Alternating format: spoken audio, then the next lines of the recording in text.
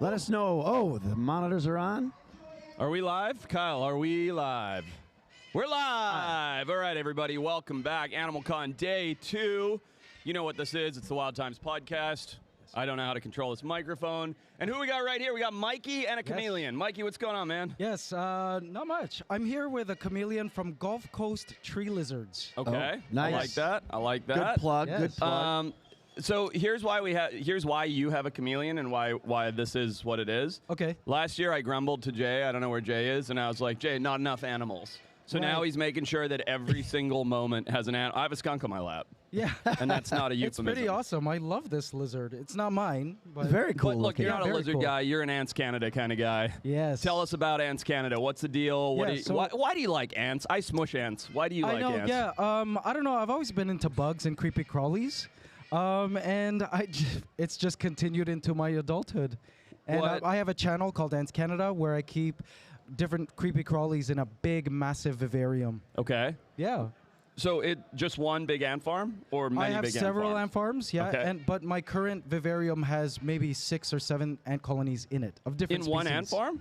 In one Mixed vivarium. species? Yes. Can yeah. so you can do that? You can. Actually, in the wild, in a single plot of space, you'll often find multiple ant colonies. What are the species that are intermixing in that colony? I've got weaver ants, which live in the trees. They Okay. create nests in the leaves.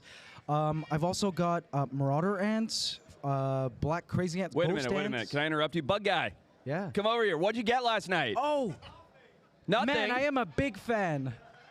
Dude, come here. So we got the we two had him- biggest insect guys in the We world had him on here. the pod yesterday. You guys. You This didn't get guy. anything? What's up, buddy? How are you? I'm fine. Hey, You buddy. didn't get anything last night? No, Did you bring any bugs? I go to the hotel room and I fall asleep and that's all. That's Maybe tonight. Maybe what a tonight. massive letdown. tonight for sure, yeah? What a massive... Tonight for sure, We he built said. it up. We're like, you're going to come in here with something great tomorrow. Are you bringing bugs in?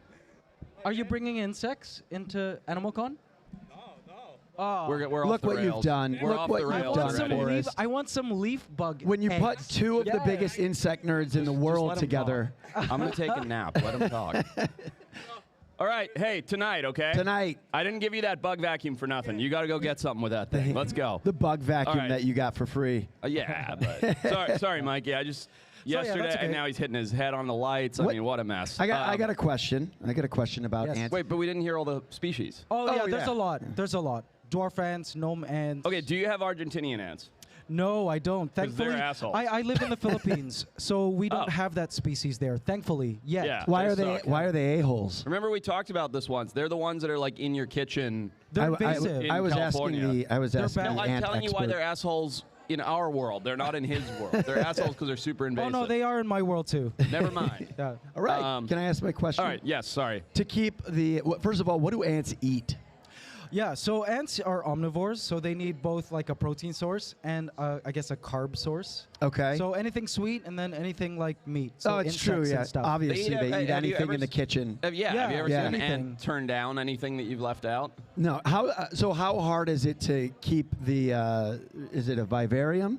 A vivarium. A vivarium? Yeah, Like- well, I have an ecosystem vivarium, so it kind of like maintains itself. Oh, All that's the cool. creatures kind of breed and like We must. feed themselves. He's been talking about us doing this for like 2 Oh, years. you gotta. Oh, it's the best. Would you help us set it up? I absolutely will. Okay, that's Dude. a promise on air you're making. You kind of back down. There's Yeah. a lot. There's like 8 people watching this at home that have heard you. Yeah, I'm excited. 8,000. It's fun. Could you do me a favor, Mikey? Yeah. Could you ask Peter why his face looks like that? And I don't just mean in general. I mean the big gash down his face and nose. Oh, Peter, why is your The face look like on, that? look on his face when you. Did you get bit by an animal? Yeah, kind of. His name was Andy Gabbard. Him and Andy were playing tummy sticks outside the pool last night. My wife hates him. Yeah. She's like, I video chatted with her after him and I got into a wrestling match, They wrestled on the poolside last night. and he very ungracefully smashed my face into a wall. That's exactly what happened. It was delightful I'm sorry to hear watch. that. My Yeah. wife doesn't like him, needless to say.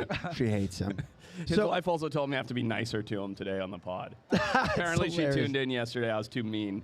He was spicy yesterday. I said to I him, felt worse yesterday than I do today, and I was up all night last night. which- see, alcohol sometimes can really help the next It's day. a reset. Like As a long as it reset stays button. in. Yeah. All right, well, speaking of alcohol, ants Yes. do something. No, seriously, Yeah, ants okay. do something to convert sugars into alcohol, right?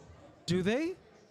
Wait. Oh, what did I just stump the ant Yeah, guy? what specifically? Like you mean fermenting? Yes. There. No, go ahead. Please, No. tell me. Maybe I'm wrong, and this is one of those urban legends like Okay, yeah. turtles leave their shells or something. You're a horrible interviewer. I don't care. No, I'm curious to hear about this. Ants ferment. So ants, I believe, will take things like marula fruit and bring it down into their nests Yes. and let it ferment for a long time. So the sugar content goes way up because as the fruit ferments, the sugar Oh. content increases. And then if they leave it too long, it turns into alcohol and can poison them. But they'll balance it and then consume it. Wow. I've heard that. I don't know if species it's is true. this? Oh, I have no idea. I don't do think I you can know the name more than about geography? 5 species. Where? Like, is it Southern South Africa. American? Southern Africa. Southern Africa. Yeah. Yeah, that's the first time I've heard of that. Wow. There you go. You learn something new every day. It's probably not true. Mikey, so you also rescue a bunch of animals, I heard. Yes, What- yeah. Tell us about that. What's up with that? Yeah, so where I live in the Philippines, we're in the middle of a jungle, essentially. We've built a house there. And on our property, we have several enclosures and the space to take in adopted animals. So like animals that need homes. Yeah. I have, for example, I have a big colony of iguanas. Oh, nice. Iguanas, like there are so many iguanas needing homes. They Wait, reach a so certain they're green size. iguanas Green iguanas, yeah. in the Philippines? Yeah, just people who keep them as pets, Yeah. as little iguanas, and then obviously they grow big. What's And- Filipino like animal regulation like? I assume Yes. non-existent. No, you actually need Pretty permits. strict? Yeah, pretty strict because obviously it's a tropical country. So any sort of exotic, even birds, you need a permit and you need to, have registered animals. Philippines is a tropical country, but You gotta come over. Oh, I'd love to. I've never been to the Southeast- Philippines. Oh never. man, Southeast Asia fauna is the craziest. It is. I have Philippine cobras and king cobras in my yard. Oh, Yeah, my that's God. wild. Just Yeah. naturally. And I've always naturally been. You know what the wild. Wallace Line is? The Wallace Line. The Wallace Line is this imaginary line that exists between Asia and Australia, Oh, yes, where yes, I've seen nothing it. crosses Crosses. it. You know, Correct, so for correct. those listening at home, if you've never heard of it, when I say nothing crosses it, on the left, if you will, of the Wallace Line is like mammals, like dog species, cat species, Yes. whatever, and then Eutherians. yes, and then on the right. You have all the marsupials, Correct. and nothing crosses, and there's no reason why. Like if you look, it's just a Weird. line. Yeah, Yeah. it is And weird. It makes no sense. On the Australian side of the Wallace Line, you have all your wallabies and marsupials and platypus and all these weird things, and then on the other side, you have all your more traditional mammals, and there's just reptiles, birds, all kinds Yeah. of things, and nobody really knows why this Wallace Line, like nothing crosses over. Dude, that's like... That's weird. That's alien stuff right there. Well, you think everything's alien. Not everything, but those. So Mikey, what's the best part about keeping ants? Like, tell me more about. The last ant farm I had was, remember when you have the green one Of with course, the little sheep? Uncle and- Milton ant farms. There you go. Yeah. Those are the best. Yeah. Nice. I think the thing I love about ants is their social aspect of keeping them. It's like keeping a mini city. Yeah. And so these ant colonies deal with the same problems that we humans do. They have a graveyard, for example, Yeah. where Wow. they dump all the dead. They have a bathroom site. Like you can't just pee and poo everywhere. Yeah. The ants actually have a bathroom, like a restroom. That area. is the craziest thing I've just and learned. in this all restroom area, weekend. all these little creatures and soil creatures eat the poop and they process Yeah. the waste. So it's really, really cool to be able to see it. Oh, they have daycare centers where they organize the babies by age. Dude. It's really fascinating. That is crazy. So Yeah. did you just figure this out by having the ants, or did you and then you just observed it? I mean, That's you just need to crazy. keep a really big ant colony to see that the societies these ants live in is really incredible. Yeah. Why? It's different from just owning a single animal. Oh, for sure. totally. Yeah. Do you see that like hive mind? at play? Absolutely, Can you explain yes. what that is a little bit? Yeah, so the hive mind is like each ant acts like a cell in one big superorganism. So instead of acting on like their individuality, they kind of like act cooperatively to form this one big creature. It's strange. The bug guys are my favorite guys. Like, Oh, don't dude. let anybody else hear. Like, low key, It's- the bug we guys are bug my guys favorite are the best guys. So- no, you're so the much weirdest, but interesting. you're cool. Yeah.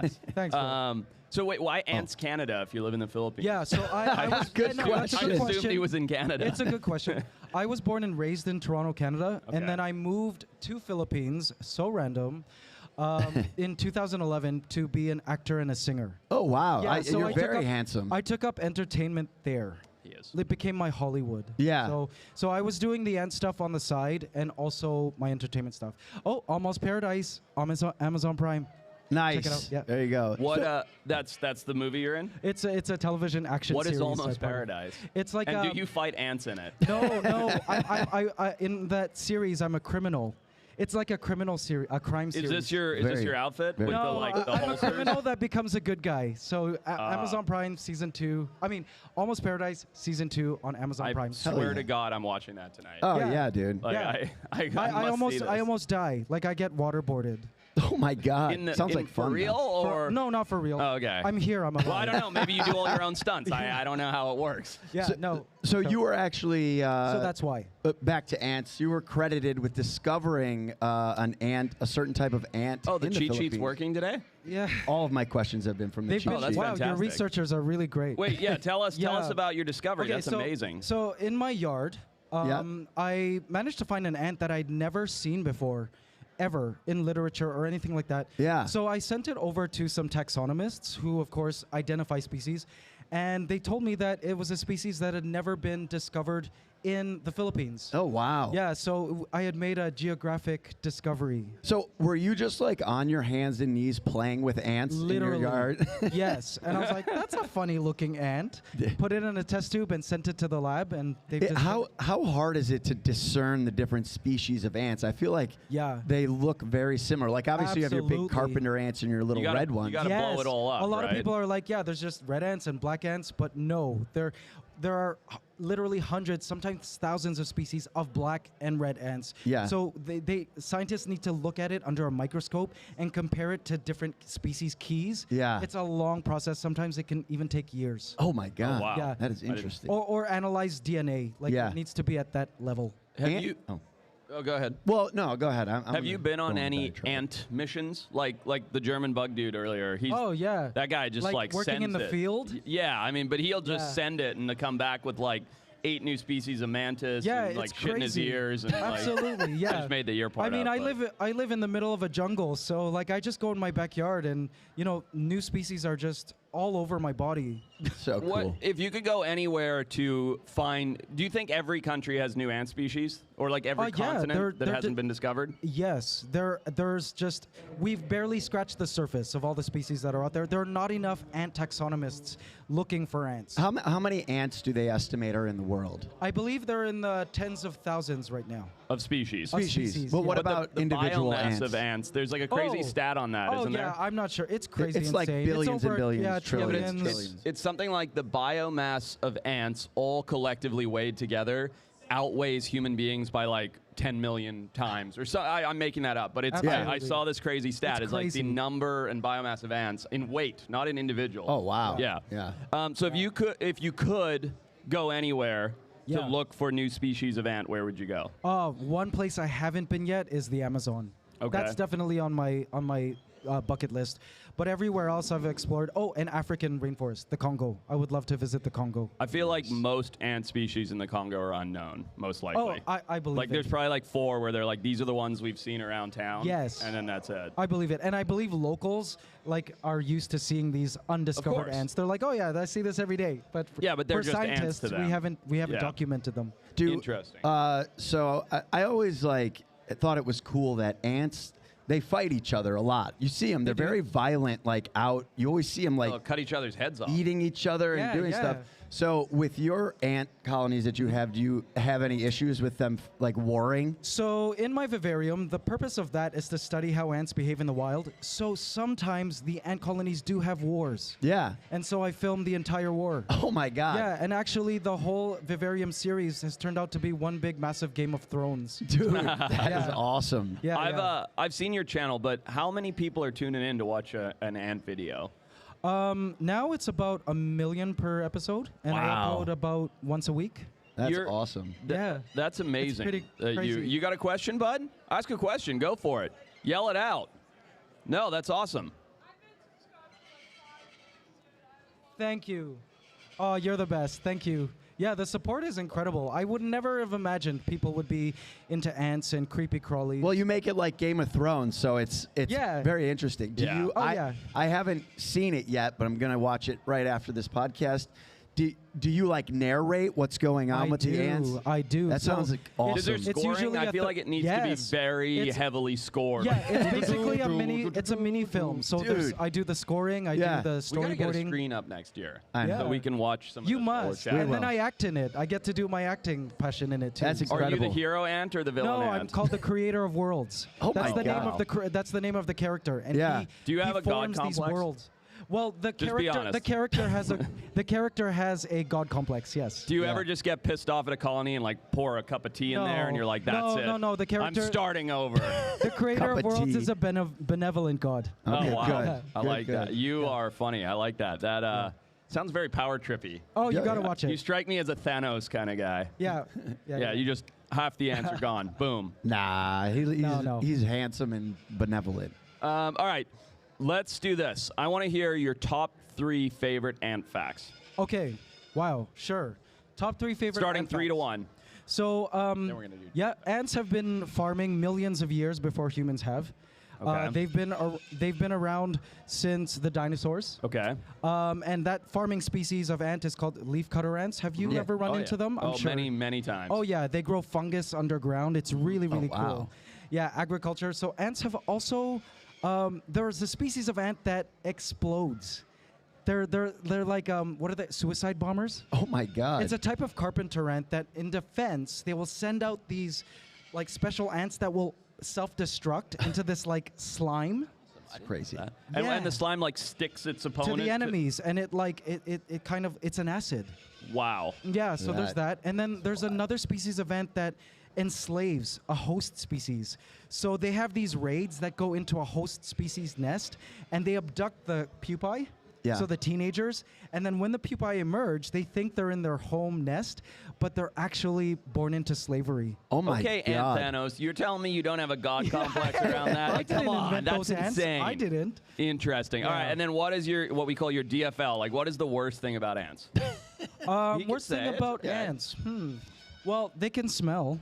Do If- they? Yeah. They if get you keep it- stinky? they get stinky. They smell citrusy? What do they smell like? Well, yeah, the defense smells citrusy, but just like their nests, they have a certain odor. Mm-hmm. They have like every colony has their own scent, like their ID scent. oh, interesting. you can And actually collectively- It's like a musk. and Really? You so really like you can't smell it. smell an ant, but when you put a colony together, you're Yes. like, wow, that's if you take a whiff wafting- into the ant farms, it's the certain musk that every ant colony has. So where do you see this going in like 5 years? You're just going to keep making a bigger and bigger vivarium? Yeah, well, I've so far been connecting vivariums. So my first vivarium was of a rainforest floor, and then Wow. it connects to a vivarium on the floor above through gotta the see floor, Yeah, for sure. which creates a canopy vivarium. And then the next one Wow. I think I'm going to do is a swamp vivarium, which will attach to the rainforest floor vivarium. That is And it'll just incredible. like keep connecting. Yeah, I think just- that's what we're going to do. It's so cool, dude. So you had this passion for ants since you were a kid. Yeah. And then you just kind of mixed it with your passion for storytelling. Yeah. And you just, boom, went out there and Yeah. now you have a huge YouTube. What's the largest species of ant? The largest species of ant is called, a bullet ant. I'm sure you've seen Oh, it. yeah. Unfortunately, I Those have. are the terrible ants, right? Yeah. The ones Yeah. that bite? Oh, Uh, yeah, the sting is crazy. Yeah. Yeah. Their bullet ant's the biggest ant? I know mean, that. there's a little controversy. There's a debate about which the Ooh. biggest. Spicy. There are others, but yeah, bullet ants are big. There's also dinosaur ants in Southeast Asia, where I'm from. That sounds cooler. Really Yeah. big. They're Yeah. literally They're that big? They're this Do you big. keep them? No, I wish. They're not native to my country, but Ah. neighboring countries, yes. So, do you only keep native species? I only keep native species. Oh, interesting. Yeah, and actually, it's something we promote on my channel because, ants can become very pesty. That's and like a invasive. biohazard. If you It's a if you knock biohazard. over an ant farm of ants Yeah, from another and then they place. escape. Oh, yeah, definitely. Interesting. But what would be some tips to, like, if I wanted to start a vivarium? Yep. What would be some tips you could give me to get started? Well, a vivarium or an ant farm? How about both? Okay, yeah. So for well, an ant no, farm, wait. Can I rephrase your question just slightly? Yeah. So our podcast studio, we Yep. only go there about once every 2 weeks. Yep. What would be the ideal ant farm for the studio? Oh, Love okay. that. So low Because maintenance. I think that's where we Yeah? gotta make one. Okay, right? so Sure. then you would want to go for a vivarium because Okay. the vivarium kind of like feeds itself. Okay. Yeah, for sure. So my tip, go as big as you can. Okay. So I would say, like, see this background here? Yeah. You can get a tank that big. That's very ideal. That's the For a size of our newbie? entire studio. Yeah, that's the size of my vivarium. This Wow. Shut up. No, it's not. Year. Yeah. Well, he's got And- all and the it- interconnecting Yeah, and ecosystems. you can plant shrubs and trees and all that kind of stuff in there, and then you just throw in a whole bunch of creatures and animals, and they self-produce. They live. and- Dude, yeah. Mikey, you're fascinating. The ants are fascinating. I could sit here and talk ants with you all day, but you're about Thank to you. get, like, you know, the cartoon stage hook where they rip Oh, you yeah. off. There's Has my people like time run up? sweating back there, like waving at me. Dude, thank you so much for coming on. Thank you, Forrest. Really it's a pleasure cool. being with you guys. Yes, Where can thank you. people? So Ants Canada on all socials. Ants Canada on all socials, and Mikey Bustos as well. Okay, Cool, awesome. man. And the movie, or sorry, the TV show one more time. Almost Paradise Season 2 on Amazon Prime. Are you in both seasons? No, I'm only in the first. The Okay. second. All right. Nice. Defo watching They that. made All an right. Thanks, upgrade. Mikey. Good to see you, buddy. Thanks, guys. Take care. Thank you, dude. Very cool. So cool, man. All right. So if you had to do, well, no, walking off with the headphones there. So if you had to choose between one of Mikey's ant farms, Yeah. and one of the bug guy's scorpion nests, which would you go for? The ant farm, Yeah, for sure. it's a no-brainer. Yeah, I mean, Yeah. it's incredible the way that they have their social ecosystem. Oh my God, I believe there's an alligator coming on stage. Okay, we're gonna see if you can figure out what that is. It's not an alligator. A gharial. Just stop saying words till the A golf audience cart? can see it, and don't just say words either. What's I up, said man? How you gharial. doing? Hey, what's Hey, going on? what's going on? Look at Jay. Jay, we've got Jay, our crocodilian wrangler, right here. Ben, how are you, man? Do I put these on or? Whatever you want. whatever I'm not you wearing want. them. I'm refusing. All right. Before we get into you, Ben, and I want Peter to see if he can guess what that is. Well, You don't even have to say the exact species, just the general group of crocodilian. a general group. What? Got a what musk. He's musky. He's Musty? You can like smell you. him. a got an musty aroma. crocodile. Nope. Try again. Dude, I only know crocodile. There's other groups. What does Well- that mean? What lives in Florida? Alligators. Nope. Try again. Dude, I'm gonna Well, they don't live in Florida, but you just named a second group, so now try another one. a gharial. That's good. See, you know more than That's you think. it. That is all No, I know. there's We will one more, not and do you- this any you will longer. get We it. have a guest. You will to get it. speak Get one to. more time. Look at him. Sorry. He's very uncomfortable No, with that's you. fine. I want people to know that you're smarter than you think you are. Dude, I named 3. Come on. It's a caiman. I know you knew what A that is. caiman. I did know that. you knew that. I knew too. it. I did. I knew it. Is that a skunk? No. Yeah, it is. What in the Yes, heck? Forrest Dude, has a it's my skunk lap in his warmer. lap. And it's only 1 billion Dude, he's degrees so in cute. here. Looks like a big ferret. Isn't he cute? We Yeah. should put them together. No, we shouldn't. No, Where did you get the it's Caiman. smooth-fronted, isn't it? I don't even know what Yeah, the heck pretty this sure thing it's a is. smooth They handed fronted it to me caiman. and told me to sit down. Oh, do you know anything about caiman? I don't know anything about All right, we'll caiman. skip over that then. Yep. That is a smooth-fronted caiman from South America, and you can tell because of the way it is. I did know it was But, a caiman. I saw these. Are these in the Amazon? Yeah. I saw these in the Amazon. It might be a dwarf. I can't actually see his face properly. Dwarf. But is it a dwarf? Yes, I believe Okay, so. cool. I can't. Very cool. All right, well, tell us about you, man. What's up, guys? My name is Paul Cafero. You'll probably, if you ever see me on social media, it revolves around aquariums, tanks, big ponds. No, I don't want. A little bit of farm animals here and there are shown in the videos. I live on a farm, 1.25 acres, and I just film my life, living on the farm. Where? Where's the farm? I live in Jupiter. So Why does everybody live in Jupiter? yeah. Name it's a one hotspot. animal guy that doesn't live in I Jupiter. think Kenan Yep. is 2 minutes from my house. Yep. Robert Arrington, Deer Meat for Dinner. He's 5 minutes from my house. Not exactly in the animal world. He does a lot of other stuff, but The skunk really Who wants else? my latte. I mean, I know Chandler's in Port St. Lucie. That's not too far from me. That's No, 40 all you minutes. guys. All you guys. Yeah, we're Brandon's all, here. we're all He- very I don't close. even know where Within that an guy hour. lives. Look Blake at that is guy. only like an hour from me. You guys are all loons, all of you. Yeah. I think it's something in the water over there. So you said you do all aquarium? Yeah. Most of my stuff is building ponds and keeping the fish. Yeah. Freshwater, saltwater. I started fresh. I will say I started fresh. I got into salt and I never went back, to be honest. So you're doing saltwater a ponds? lot of saltwater. Yeah, I have 5,500-gallon shark pond. Oh wow, Get outta here. 5,500. Yeah, I've got. How's that work? Where you can't just say I have a 5,500 gallon shark pond and move on in conversation. I've It's not got a a lot of normal thing ponds, to man. say. I've got a lot of ponds. Well, so, let's dig into that for a second. How do you have a 5,500 gallon shark pond? You had an acre Yep. and a half, you said. Yeah. I mean, 5,500 gallons. That's like like a half an acre. Yeah. No, it's actually not as big as you think. So Okay. it's 12 feet or 15 feet all around. So it's 15 feet all a circle pond. It's about 4.5 feet tall. I'm gonna let him have some water. And yeah, it's got. I'm about to get sharks for it actually this week, hopefully. And then I've got another one next to it that's 4,000 gallons, and another one next to that that's 4,500 gallons. So, how you doing, bud? This guy's awesome. He just rolls by and waves every guest. What It's a caiman.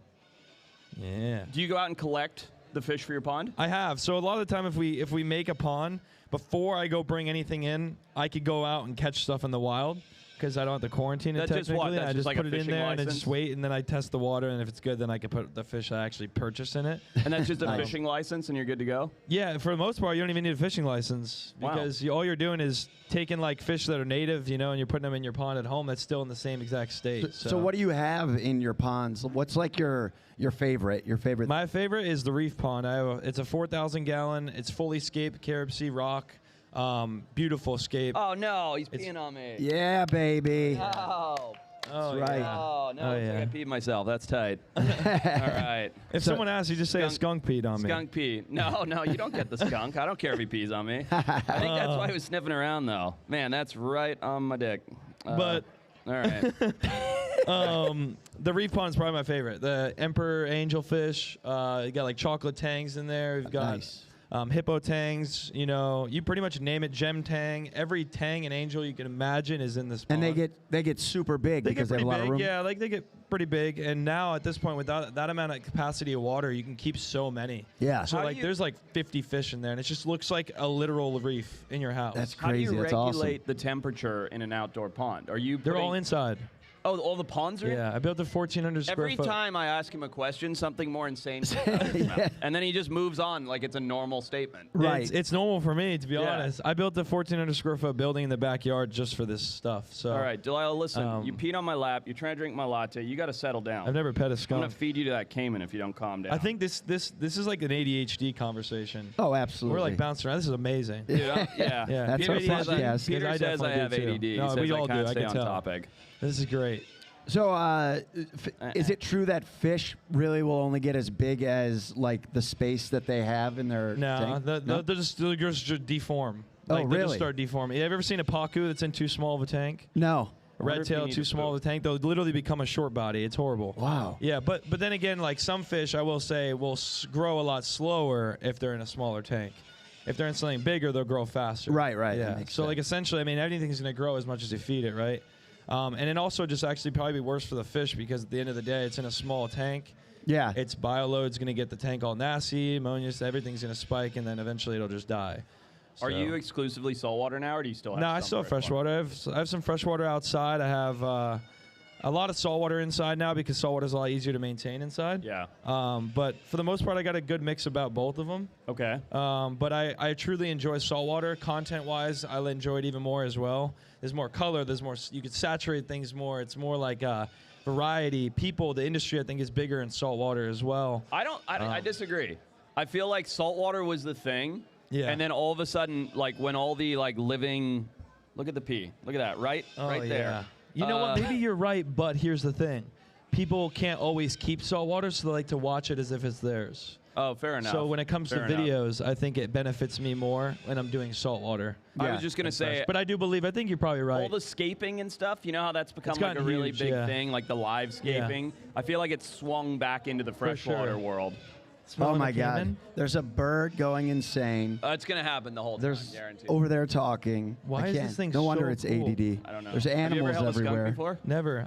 It just peed on you, so I'm probably pretty solid. No, now seems like a good time to hold it because it's out of pee. He like released it. It's all over this- me, and he's could take a she. Just the so number you know. 2 way. I think he's just gonna make his way over Don't here. let her bite the caiman, though. Nobody wins in that scenario.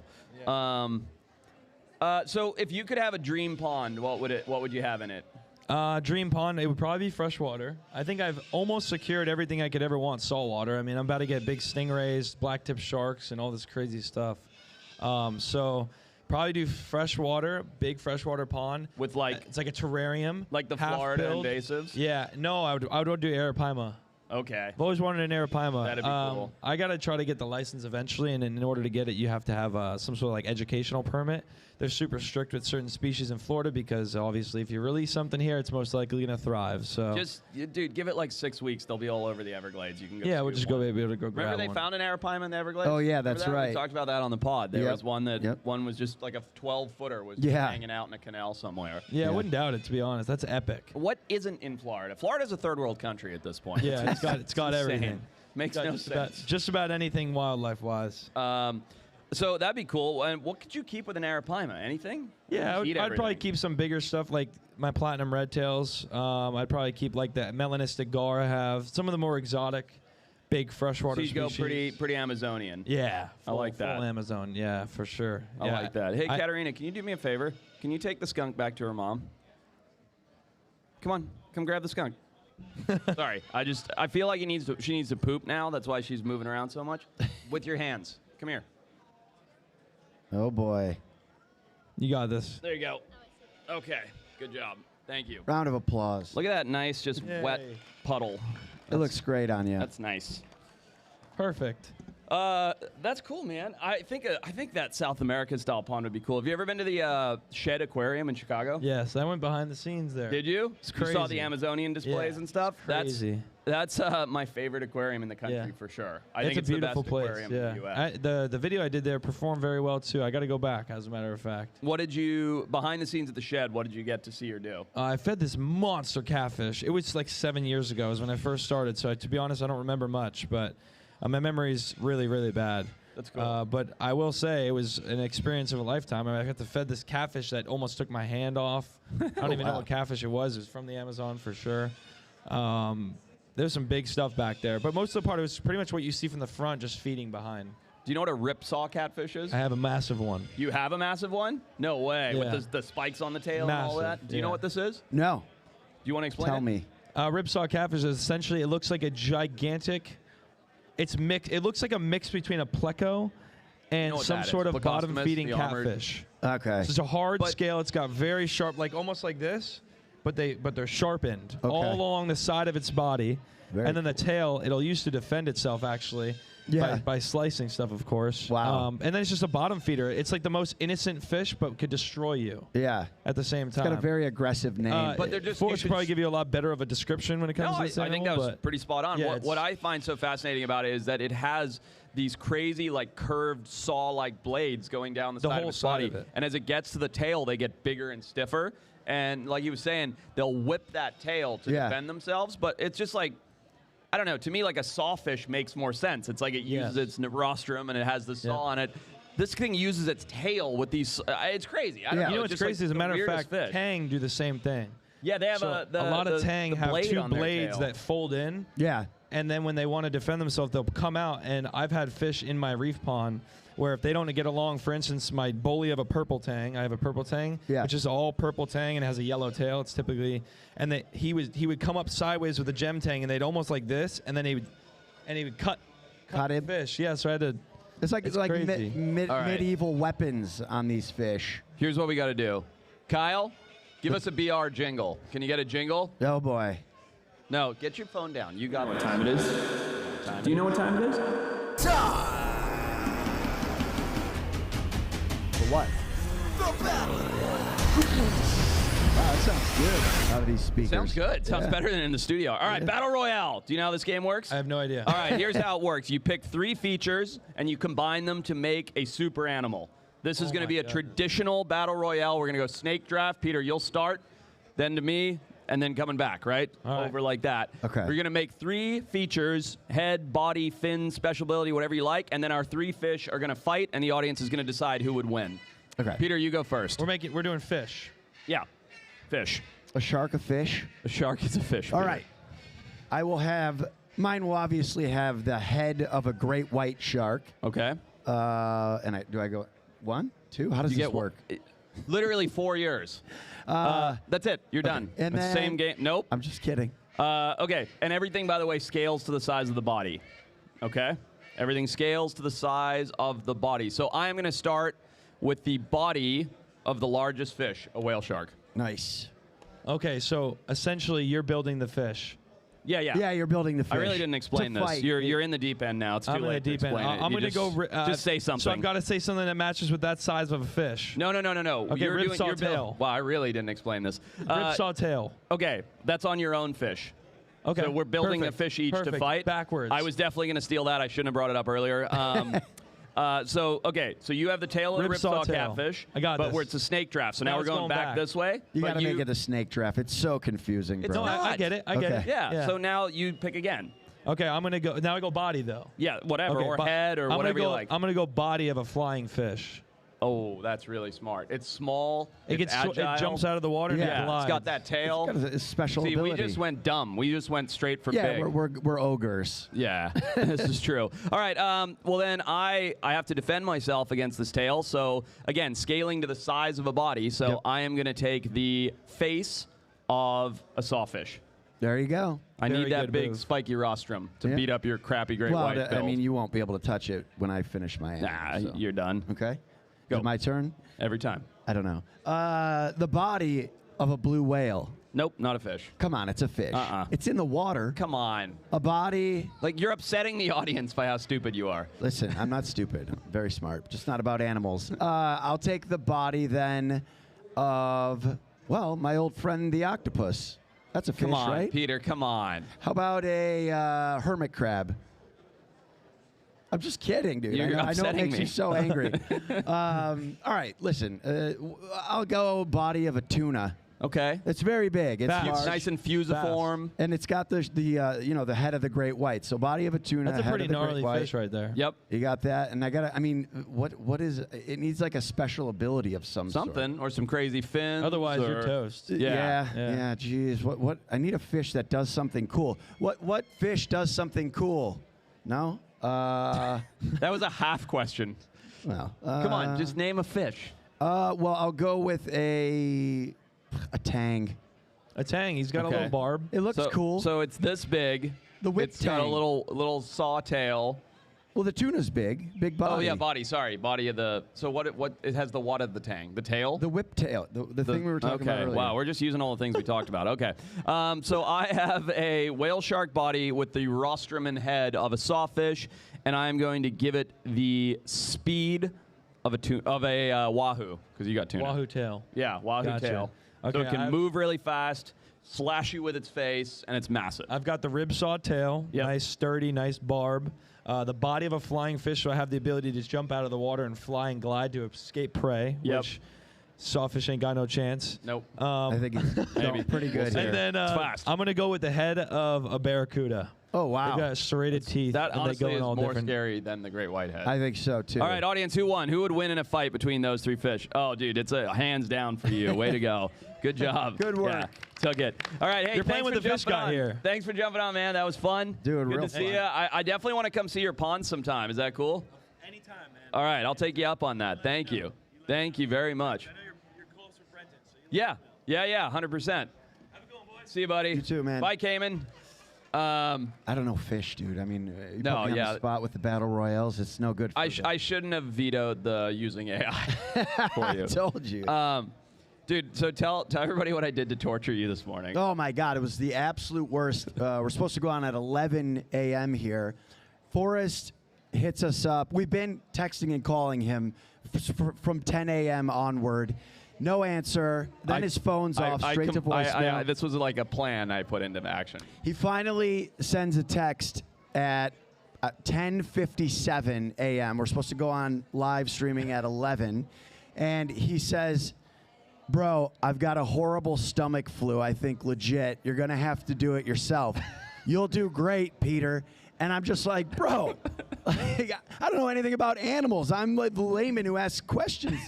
And we were freaking out. Full-blown panic over here at the... I had 18 missed phone calls. Yeah, it was real. It was the best prank that's ever been pulled on You me. were so upset. I was. I When was like, I walked can't in, do it. I'm you gonna go first home. were gonna punch me and then wanted to kiss me. Because Yeah, I was so relieved. Oh my God, I've never felt so good in my life.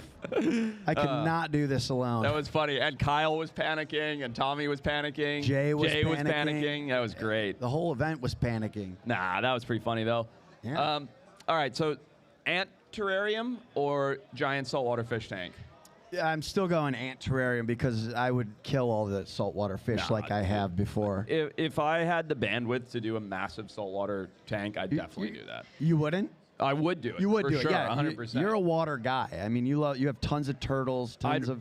I'd rather have water creatures as pets than anything else. Yeah. Yeah. It's I my mean, they're favorite for sure. very interesting and colorful. L knows. See L shaking his head over there? He's like, yeah, you would. L knows. Yeah. Yeah, no, but like, dude, that bird is like, I can't even focus. But, Ignore it. no, I was saying, like, fish and stuff in the water, it's so, like, colorful and cool looking and, like, diverse. And I feel like more so than, like, my hermit crab, for They're example. two different things. The ant colony, you're making like a community, and it's all about the ants. A fish tank is basically a living piece of art. Right. You know what I mean? It's like two completely different sort of spheres, I feel like. Yeah, totally. Yeah. I think we got Jay coming up. Jay, you coming up? All right. There we go. I like it. He's taking the long way around. So Jay Brewer we got next here, Prehistoric Pets. Jay is OG when it comes to big snakes. There's nobody who's got more big snake experience than this guy. Look at him. Give him a round of applause. Jay's a man. Let's go. I think he's just saying that because I'm old. You are old. I'll give you that. But boy, you look good. You lost some weight. You've been working out. You look amazing, I dude. haven't been working out. I just changed my diet. Well, it's working. What's up, Jay? How are you? Everything's pretty good. Been busy. Busy with what? What's new? I mean, I'm just a lot of stuff. I mean, I've been busy. We got a TV show eventually. That keeps me busy. Yeah, We got a Reptile zoo that Royalty keeps me on busy. Roku. That's Yeah. right. How's that going? It's apparently doing very well. Good. That's exciting. What is Reptile Royalty? Reptile Royalty is a show that's based around the reality of the zoo.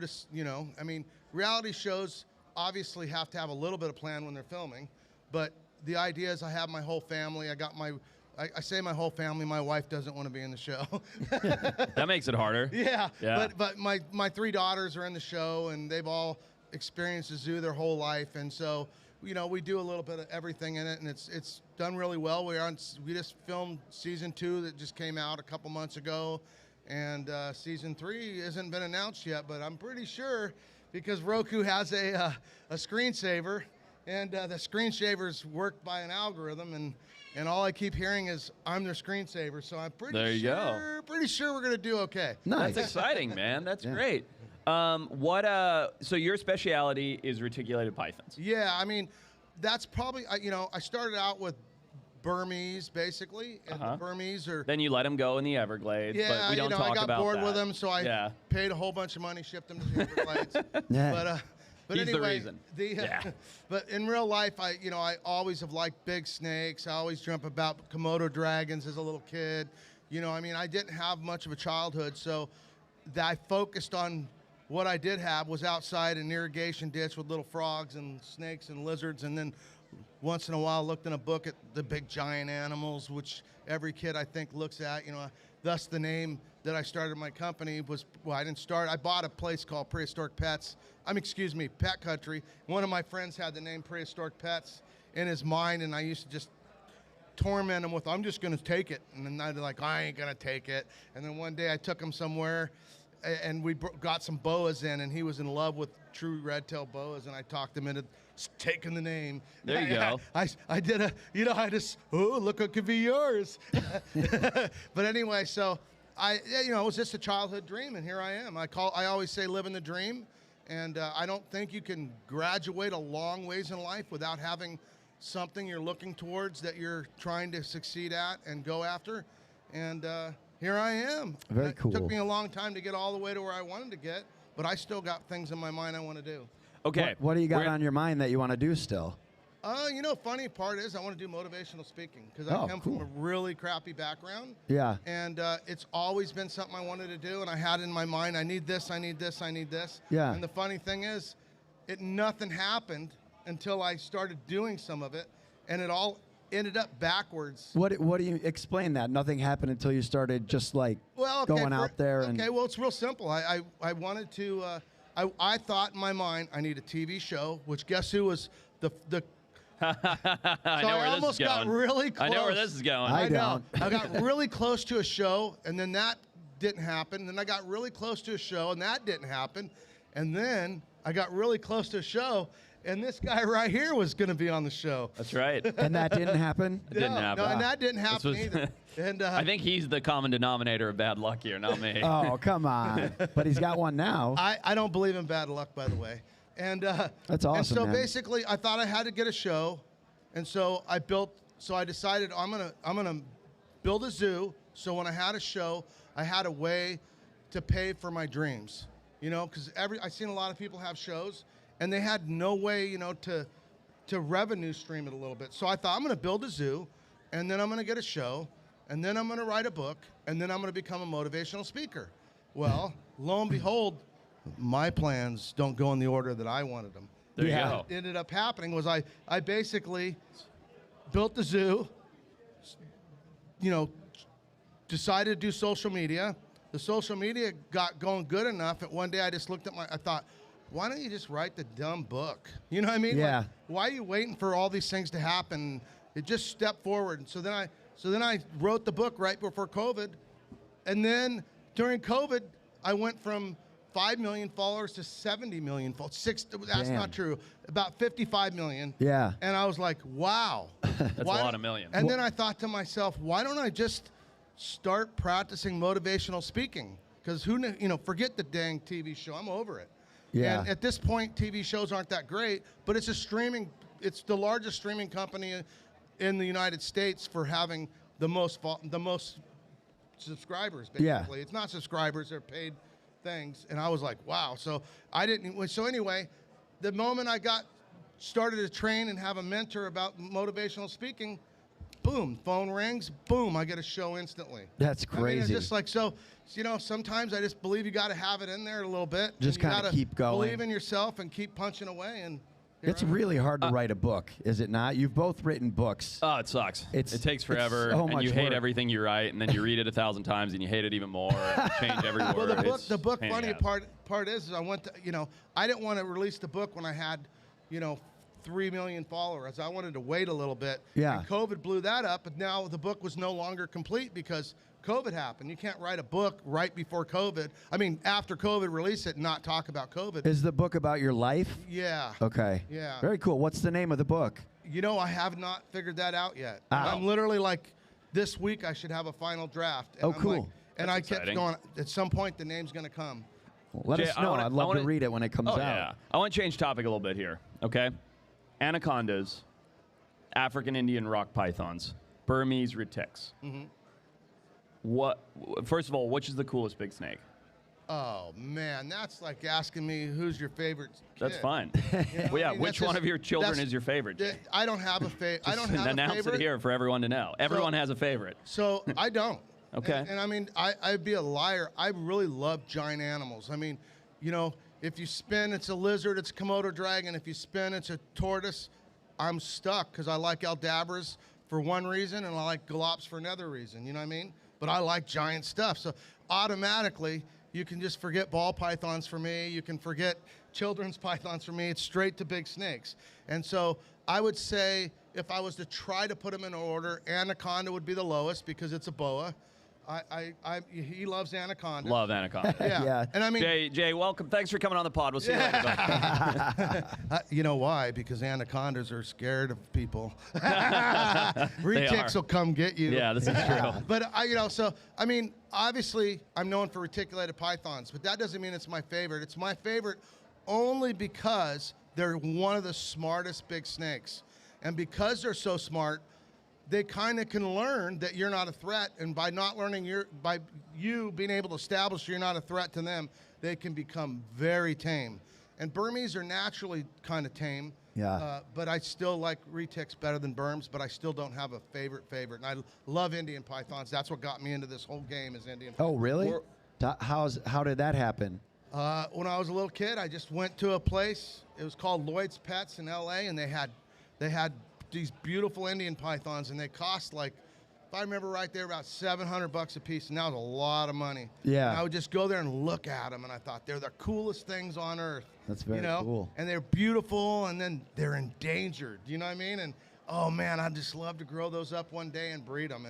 And that's how I ended up. Honestly, I just wanted to be involved with Indian pythons, and it just graduated, and And my love for snakes and reptiles in general, I just kept chasing that. And to be honest, I never went to school hardly. I dropped out at 16 years old to start my own fishing business, commercial fishing business. I know. I had no mom, no dad, and nowhere to live. You know what I mean? Wow, man, you've come a long way. Yeah, Congrats on it's that. quite a journey. I mean, it's absolutely, honestly, nothing short of a dream journey. It's beyond possible. To be honest, but it did. But it is possible, and you only stayed because persistent. I've seen it. Only because I was there and saw it happen. And Yeah. So Jay, hold on. Can I ask him something real quick? Of course. Jay, World War II. Colonel Remy something or other. He's a Dutch pilot. Oh, I know right where you're going. Okay, he's flying over the Congo, Central Africa. Him and 2 soldiers. But was he on mushrooms? No, I don't think so. But maybe. That part of the story might Hey, have I been left figured if out. you could throw some wingers, I can. Colonel Remy's flying over the Congo. He's got 2 or 3, I don't remember, soldiers in the plane with him. They go by. They say, what the hell was that? It's a 50-foot snake down there. Right. Oh. Okay? Yeah. They circle back around. Everybody on the plane sees it, and they take a photograph. Very famous photograph, you guys haven't seen it, of a 50-foot snake. Okay? It's the Congo is the only known tropical jungle wetland in the world that allegedly doesn't have a giant snake species. And yet, this colonel takes this famous photo. He sees it. He comes home and lands. He even tells everybody that the snake struck at the plane. I think it was a plane. I don't remember if it was a helicopter. When they passed by, it was so big that it stood 20 feet off the ground. They said, and it lunged at the plane. Everybody agreed. Everybody saw it, and there's a photo. Yet, this is as cryptidy as it gets, right? Nobody's ever found a giant snake there. The list goes on and on and on. The resources are certainly abundant enough to support a giant snake in that jungle. I mean, and plus, I mean, what year was it? World War II. Okay, I don't remember. Probably late 30s, early 40s. A long time ago. And the truth of the matter is, we know things change, right? And we know things can live longer than we expect. So nothing's impossible. I've learned that in my life. So is it real?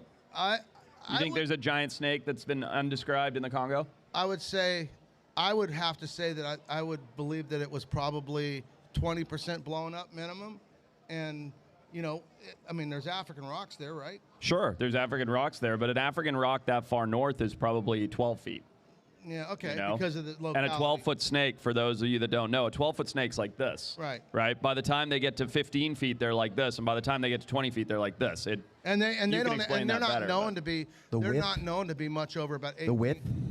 They get rock pythons. Yeah. For length. Yeah. Is the only thing that I think can beat an anaconda out for length and weight. But they're not a big, thick snake. Oh no, I think a rock python for length is probably one of the densest, heaviest, thickest snakes. But you're saying the width gets as big as a retic or a berm? They don't get as long. Yeah. That's what I was telling you. But yes, they get very huge. Interesting. They get very big. So do you think that Colonel Remy something or other and his soldiers saw a big African rock, or do you think there's something else in incredibly low abundance out there? I mean, you always talk about what is the The thylacine? yeah. I talk about it a lot. Right, right. And so at the end of the day, you know, I mean, there's still a possibility that is a snake that has been unsubscribed, that just literally lived beyond its normal lifespan into late enough to make it to that period.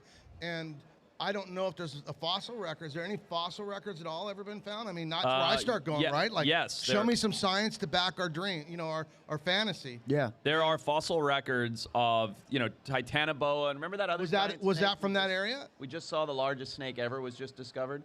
I don't know, actually. and it's a then good question. you're also talking about the continental divide and right. everything else. Anything can happen, right? I mean, here it lives here, it's there, boom, breaks away, and it's literally a form of anaconda that's, from another continent that's isolated and got a really good food supply.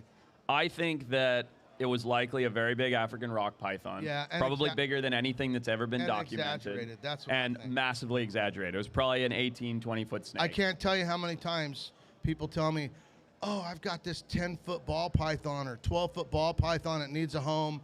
And I think, a 12-foot ball python. I go, bring it in. And, and they show up and it's that big. And I think, wow. what is going on here? You know, like who, you know. Imagine what that guy tells his wife. I wasn't going to go there, but I think I can imagine. And so at the end of the day, I think the fear of snakes in general makes it just so outlandish that people blow things out of proportion. And I would venture to say that, like I said, 20 or 30% minimum exaggeration, no matter how big the snake was, and probably more like double. And and in their mind, they weren't lying. And that, but at the end of the day, nothing's impossible. I've learned that. I've just seen too many things that looked impossible happen. Jay, what do you got coming up? I'm gonna do some traveling. I got some trips to Dubai, Saudi Arabia, India. Yeah. A little bit of everywhere. I'm honestly behind on traveling because I just been overly busy doing day-to-days having a zoo is a lot of work, and having a show is a lot of work, and then you got the people that come to visit the zoo, and you want them to have a good experience and learn about reptiles. We haven't talked too much about the zoo. Tell us about the zoo. You said it's a lot of work, obviously. It's like 45 minutes from your house. You should go. I will absolutely it's go. awesome. My zoo's not really very big. I mean, it's my dream. And what have you got there? What kind of animals you got there? Mostly, I mean, obviously reptiles. Right, yeah. I got so many species, I need to really count them out. I probably, a couple 150 species. Oh, wow. And, like lots of majority snakes? Or? Yeah, I have big snakes, little, then I break away, obviously, from everything. No longer it's about just my big animals, because I don't want people to, it's not just big animals, right? There's so many amazing little things. And so I try to, I'm not really a venomous guy, but, I got a banded Egyptian cobra. I've got, gaboon vipers. I got a little bit of everything, 4 or 5 kinds, 6 kinds of rattlesnakes. But, it's not for me. I have to remember that, it's like making content. Trying to spread out a little bit is always good because you want to grow your audience.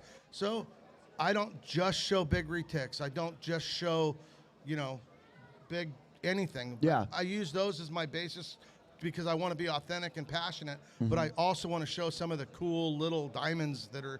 Do you so many cool is it animals. rewarding to teach kids come in and learn about these animals? We've been doing We've been doing educational programs at schools and everything for about 30 years. Yeah. 35 years. Yeah, that's a long time. So we do a lot of them. I mean, we do them 7 days, 7 days a week we're doing educational programs outside of our zoo. And that, that's for dual purpose because we also need to pay our bills, right? These animals need food, water, shelter, insurance policies, electricity. The other backside of the whole owning animals is really expensive. Yeah. Jay, I was just going to tell you, Jay called me in, April? Right. And goes, hey, I got this clutch of eggs. Oh, yeah. That need help that was hatching. fun. Oh, wow. And so we bombed down there. Literally, he called me at 7 p.m. and I bombed down there at 7 a.m. the next morning. Yeah. Because I happened to be home. And we went and hatched out how many retics? I can't remember how big the clutch was. It was a lot. Well, so 40 probably. What's that process? You need help hatching? So what does that mean exactly? Yeah, so the process is, it's funny because people sometimes just think just let them do their thing. And it's just I'm like, they're not in the wild. I don't want to watch 1 or 2 of them die. Oh, yeah. You know what I mean? It's just not in my... Snake eggs are rubbery. Yeah. Not like a chicken egg. That's the part that people don't really realize on eggs is for the most part, except alligators, crocodilians, and tortoises, eggs are like leather, and they grow the whole time they're hatching. And while they're growing, they literally need to get out. Well, sometimes they're born and they might be a little bit weak. They might have a broken off tooth, egg tooth. There could be they just don't know how to do it. Yeah. And so, in a clutch of 40 python eggs, if I just let it go, I'm going to lose 1 or 2 babies just for no reason. They could be the strongest baby and be perfect, and they just don't come out.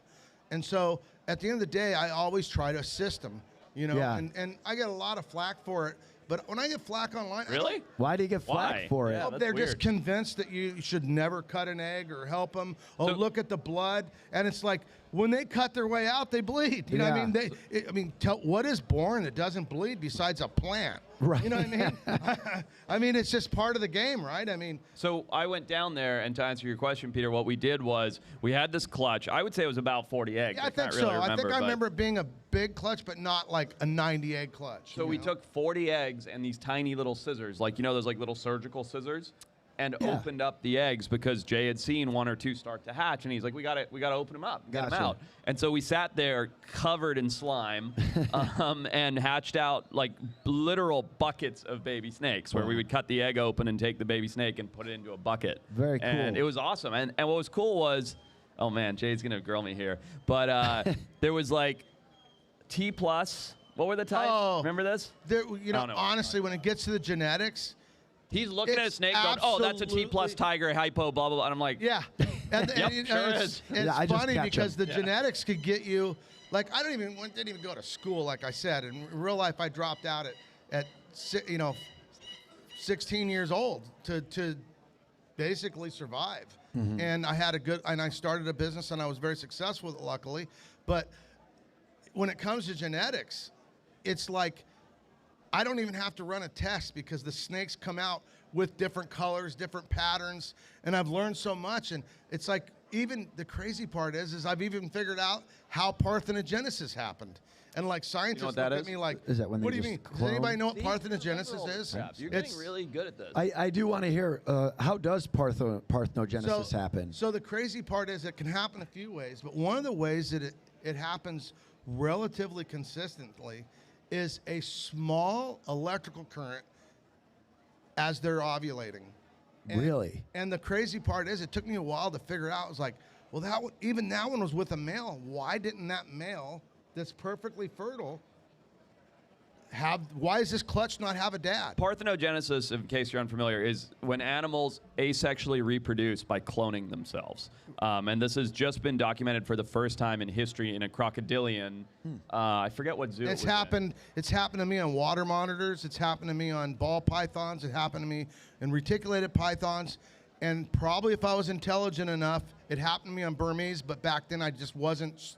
I wasn't clued in on it. But it's a process in which an animal who does not have a sexual selection opportunity their body responds to the environment and goes, I need to produce offspring to keep my lineage around. And it's not something that they intentionally do. It's just like, it's like immaculate conception where they're just like, I haven't had a mate, something's not right.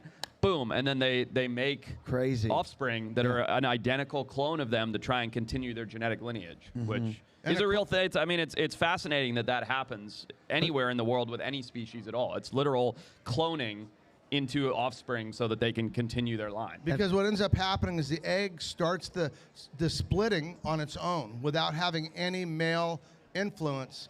And the crazy part about it is I started noticing like that enclosure has had 3 different snakes in it and had 3 partho clutches. Oh, And I was wow. like, and I started thinking, well, why is that? Yeah. And after I created my hypothesis, or whatever the heck you call it, Yeah. for those educated people out there that know all the big words, I went to a zoo in London, and I decided I knew exactly how to make it happen, and I decided that I knew why, even if they had a male, in most cases they had a male, why the male was unable to actually fertilize the eggs, despite the fact that male was 100% fertile, because I'd breed it to a snake at the same week, 4 cages enclosures down, and have perfectly viable babies. Yep. And what I came to the conclusion of is I was in Africa one time, and we were working with Crocodilian, and they take this battery pack, and they use a fork over the back of the neck, and they basically paralyze the crocodile for a moment. It doesn't hurt them. They don't beat themselves up. It's really easy way to move a big crocodile. You just stick it over it, and it just goes stiff. And I'm dead convinced that the sperm have no ability to light electrical current to swim anymore. It just shorts them out. And so then the egg gets that current and starts splitting the egg. Now, it all sounds crazy to a lot of people. They go, oh, Jay's crazy. I've been called crazy a lot. And later, when it becomes fact, then I'm just suddenly nobody because they don't want to admit that I said that 5 years ago. And it's not that I'm so smart. It's just that I'm that consistent. Well, you have the in looking at experience with detail. the animals. You're around the animals. I You connect understand. with my animals. I really do. Yeah. And so, anyway, I was in England, and we were in this big enclosure, and the zookeeper was really nice to me. He had a lot of breeding questions, and here I am uneducated, and he's a zookeeper. Well, back in the day, zookeepers did not talk to people like me. You know what I mean? No, but now they respect me because they realize, hey, proof's in the pudding. Well, anyway, so he's asking me this question. He goes, I have a crazy question. What do you think about parthenogenesis and all that? And I go, well, why do you ask? And he goes, I had a Boland's python have a partho clutch in this enclosure. And he goes right up, and he pointed up right up there. Mm-hmm. And I go, okay, I'm going to ask you a crazy question because I want to prove a point. I go, have you ever had any water damages or leaks in this building? And he just went white. He goes, yeah, how did you know that? And I go, because you had a parthenogenesis clutch. Yeah. And I go, was it over there, right where you pointed out where it laid the eggs? He goes, exactly where it was. And I go, you see the electrical right there? He goes, we had to repair the electrical. Yeah. And I go, there you go. I mean, I already had enough data in my own. I mean, I probably had 30, 40 partho clutches in my life. So the message for everybody watching at home is zap your snakes, right? Yeah. That's what I'm hearing. If you want more clutches. snakes, just go down to the store, grab one of those taser things, and just zap the hell out of them. See, one thing that the theory of that they produce on their own, I don't really believe that, and I'll tell you that why. Okay. I think it takes pheromones in order to get the female to cycle, because I've done a lot of not introducing females. They'll cycle without a male, but they won't complete and lay infertile eggs. They're not like a chicken in 98% of the cases. And I remember I had one enclosure where I had a male in for I don't know, probably a year, right? And they thought it was a female, and they fed it up, got it big. And one day I walked in, I go, that ain't a female. Look at its neck. Let me see that thing. Pulled it down, boom, popped it. It was a male. Then they put a female in there, and they never touched it. And that snake went through a cycle, laid infertile eggs, and I went. And so it was like proof that the snake will lay eggs if they have the pheromones. Interesting. And in most cases, my parthenogenesis clutches had a male in their enclosure at one point. Okay. And so I think it's I'm not a scientist. I don't know how they come up with the theory of. We just kind of make it up as we go. We know Yeah. we all have to, right? We all have to some degree. Yes. Until we You've got a prove it hypothesis. until we prove it otherwise, right? Yep. Can't. That it's a theory of evolution. It's a theory of this and a theory of that. And so I just, in my belief system, because of all the years of working with my snakes, I think that they actually came across the male at some point, and either the timing, they didn't get back together, but, but they got enough of the pheromones to go into the committed cycle. Jay, dude, so interesting. I feel like we could talk about parthenogenesis and big snakes all day. Yeah, there's a lot of fun animals out there. Reptile Zoo on all socials to check out what you're doing. And Jay, that's my daughter's page, and mine's Jay Prehistoric Pets. So just follow the other one. No, I'm just kidding. Watch my daughter. She's a lot funner than I am, but what can I say? Dude, always a pleasure. Thank you so Always. much for jumping on, man. Good to see you, buddy. Have an awesome day. Keep up the good work. Thanks, You pal. too. Jay's so interesting. It's funny Lots of how often knowledge. you hear that story. I've heard it literally just at this Animal Con from 3 different people where they're like, the zoo community, the scientific community, blah, blah, blah. They're ignoring me. I'm trying to tell them this. I'm trying to tell them that. And we go into depth about it. And then they're like, turns out they came back to me 5 years later and said, hey, you were right. Can you help me with this paper? Can you help me with this research? Well, you talk about it all the time on our podcast about how you're never taken seriously, even you. As It's the arrogance of like somebody who's published something going, Right. no, my way is the only way. Yeah. Yeah. It's the human problem that all humans have. Yeah. Once you think you're right, you can't ever admit that you're wrong. You can never backstep. Yeah, Yeah, that's exactly right. What'd you have for breakfast this morning? Did you get any food in before No, you I rolled didn't. over here? I didn't eat anything this morning. I I'm woke up. starving right now. Yeah, I'm pretty hungry. There's my Starbucks sandwich. I'm gonna grab it. You're just gonna eat it right No, here? I thought about it, but I'm covered in skunk pee, and it's just like the wrong thing to do. Just munch a sandwich on air. That'll That's be insanity. okay. what I you're know. saying. No one would do that. Rolo, you waiting to come up here or what? Get up here. Let's go. What are you doing? What's up, man? It's a mess. We don't know what's going on. We're just making it up. What's up, buddy? How you doing? You good? Good to see you, Rolo. Dude, pop a squat. What's up? You don't say that in Mexico. That means please sit in the chair. I say in Mexico, I say, "¿Qué hubo reptileros?" It's like, "What's up, reptile enthusiasts?" Okay. All right. Sorry, my English is not perfect, right? It's pretty good. That's great. Where do you live in Mexico? I live in the state of Sonora, like it's just below Arizona. Hermosillo? Navajoa. Hermosillo is like 3 hours and 15 minutes away to the north. You ever been to Bahia de Quino? Yep. Do you like Quino Bay? I like Quino Bay. I used to have an apartment there. Really? My grandpa, yeah. Oh, no kidding. When I was in college, my one of my best friends, his dad did that development there. You know, the big housing development in the far north part of town. Oh, really? And we used to bomb down there, 16-hour drive from Santa Barbara. 16 hours, that's crazy. We would leave Friday after class at like 2 or 3 in the afternoon, and we get in at the next morning, you know, around like 7, 8, 9 in the morning.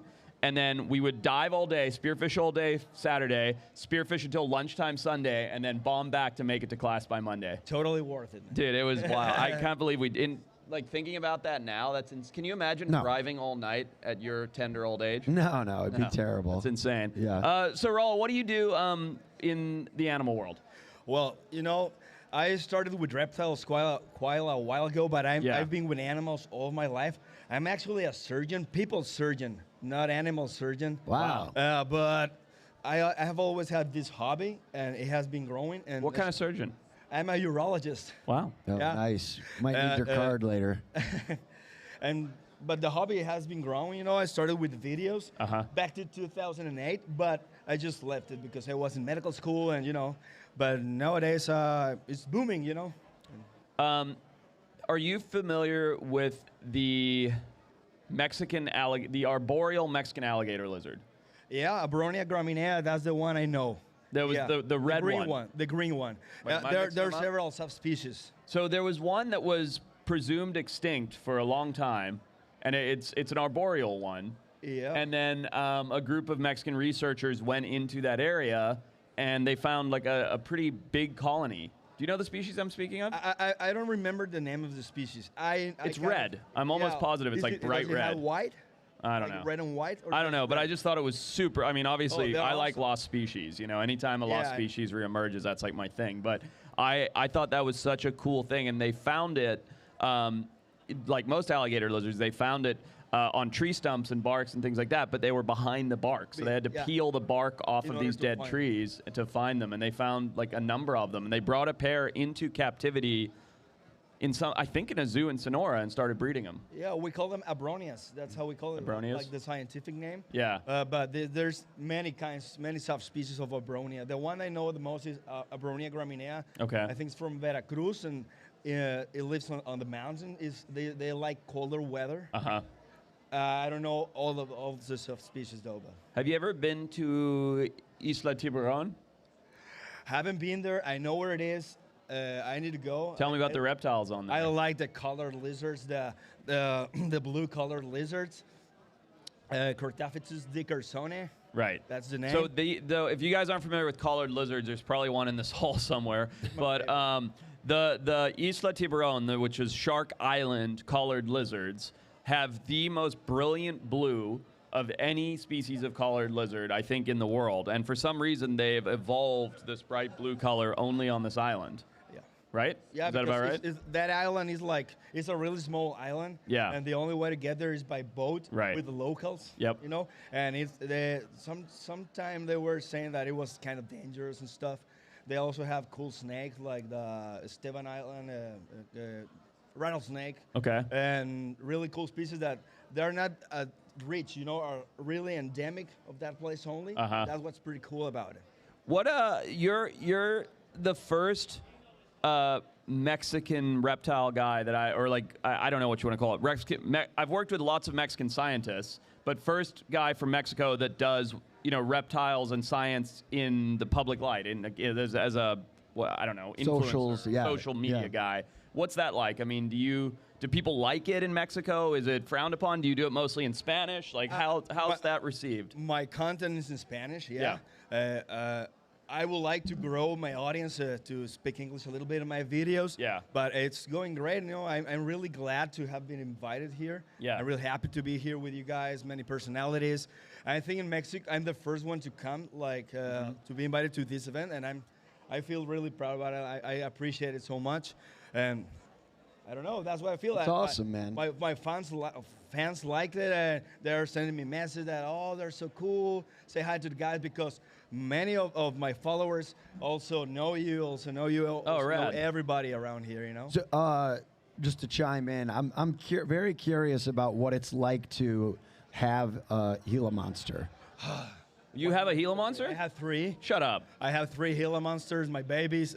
My baby. Yeah. They're really like uncomprehended species. They're in Mexico. I don't like to talk about that, but they kill them because they Why? are really afraid of them. Oh, Really? Because of ignorance, yeah. Yeah. That's very ignorant. It's like a superstition. Yeah. They think they're bad luck or something. Oh, really? Yeah, No, I'm well, asking you. some animals, they do have those superstitions, but with Gila monsters, they think they spit venom. Yeah. They think they're lethal, like 100%. Right. They think they eat cattle, that they kill cattle. Yeah. And people And they don't feel do that. any of that. Yeah, but what? And they don't do any of that. Well, Yeah, they are venomous. Okay. But they don't kill they don't cows. like- Sorry, yeah, they're Yeah. venomous, but they're not that aggressive. Right, right. The only way to get bitten is if you grab them. Yeah. If you see them, you just let them be. Basically like any animal. Yeah, Yeah. exactly. But Yeah. but people with my videos, many people have understood already, and they respect him. That's awesome. And they love him. They even they say they're cute. That they are, you know. So you're kind of like putting the word out there for. There are many new reptile enthusiasts. Yeah. Because they liked my videos, you know, and they call me and, hey, thank you. Look at my terrarium, and they have like amazing terrariums that I wish I had, you know. That's So awesome. cool. Is the Yeah. reptile like industry big in Mexico?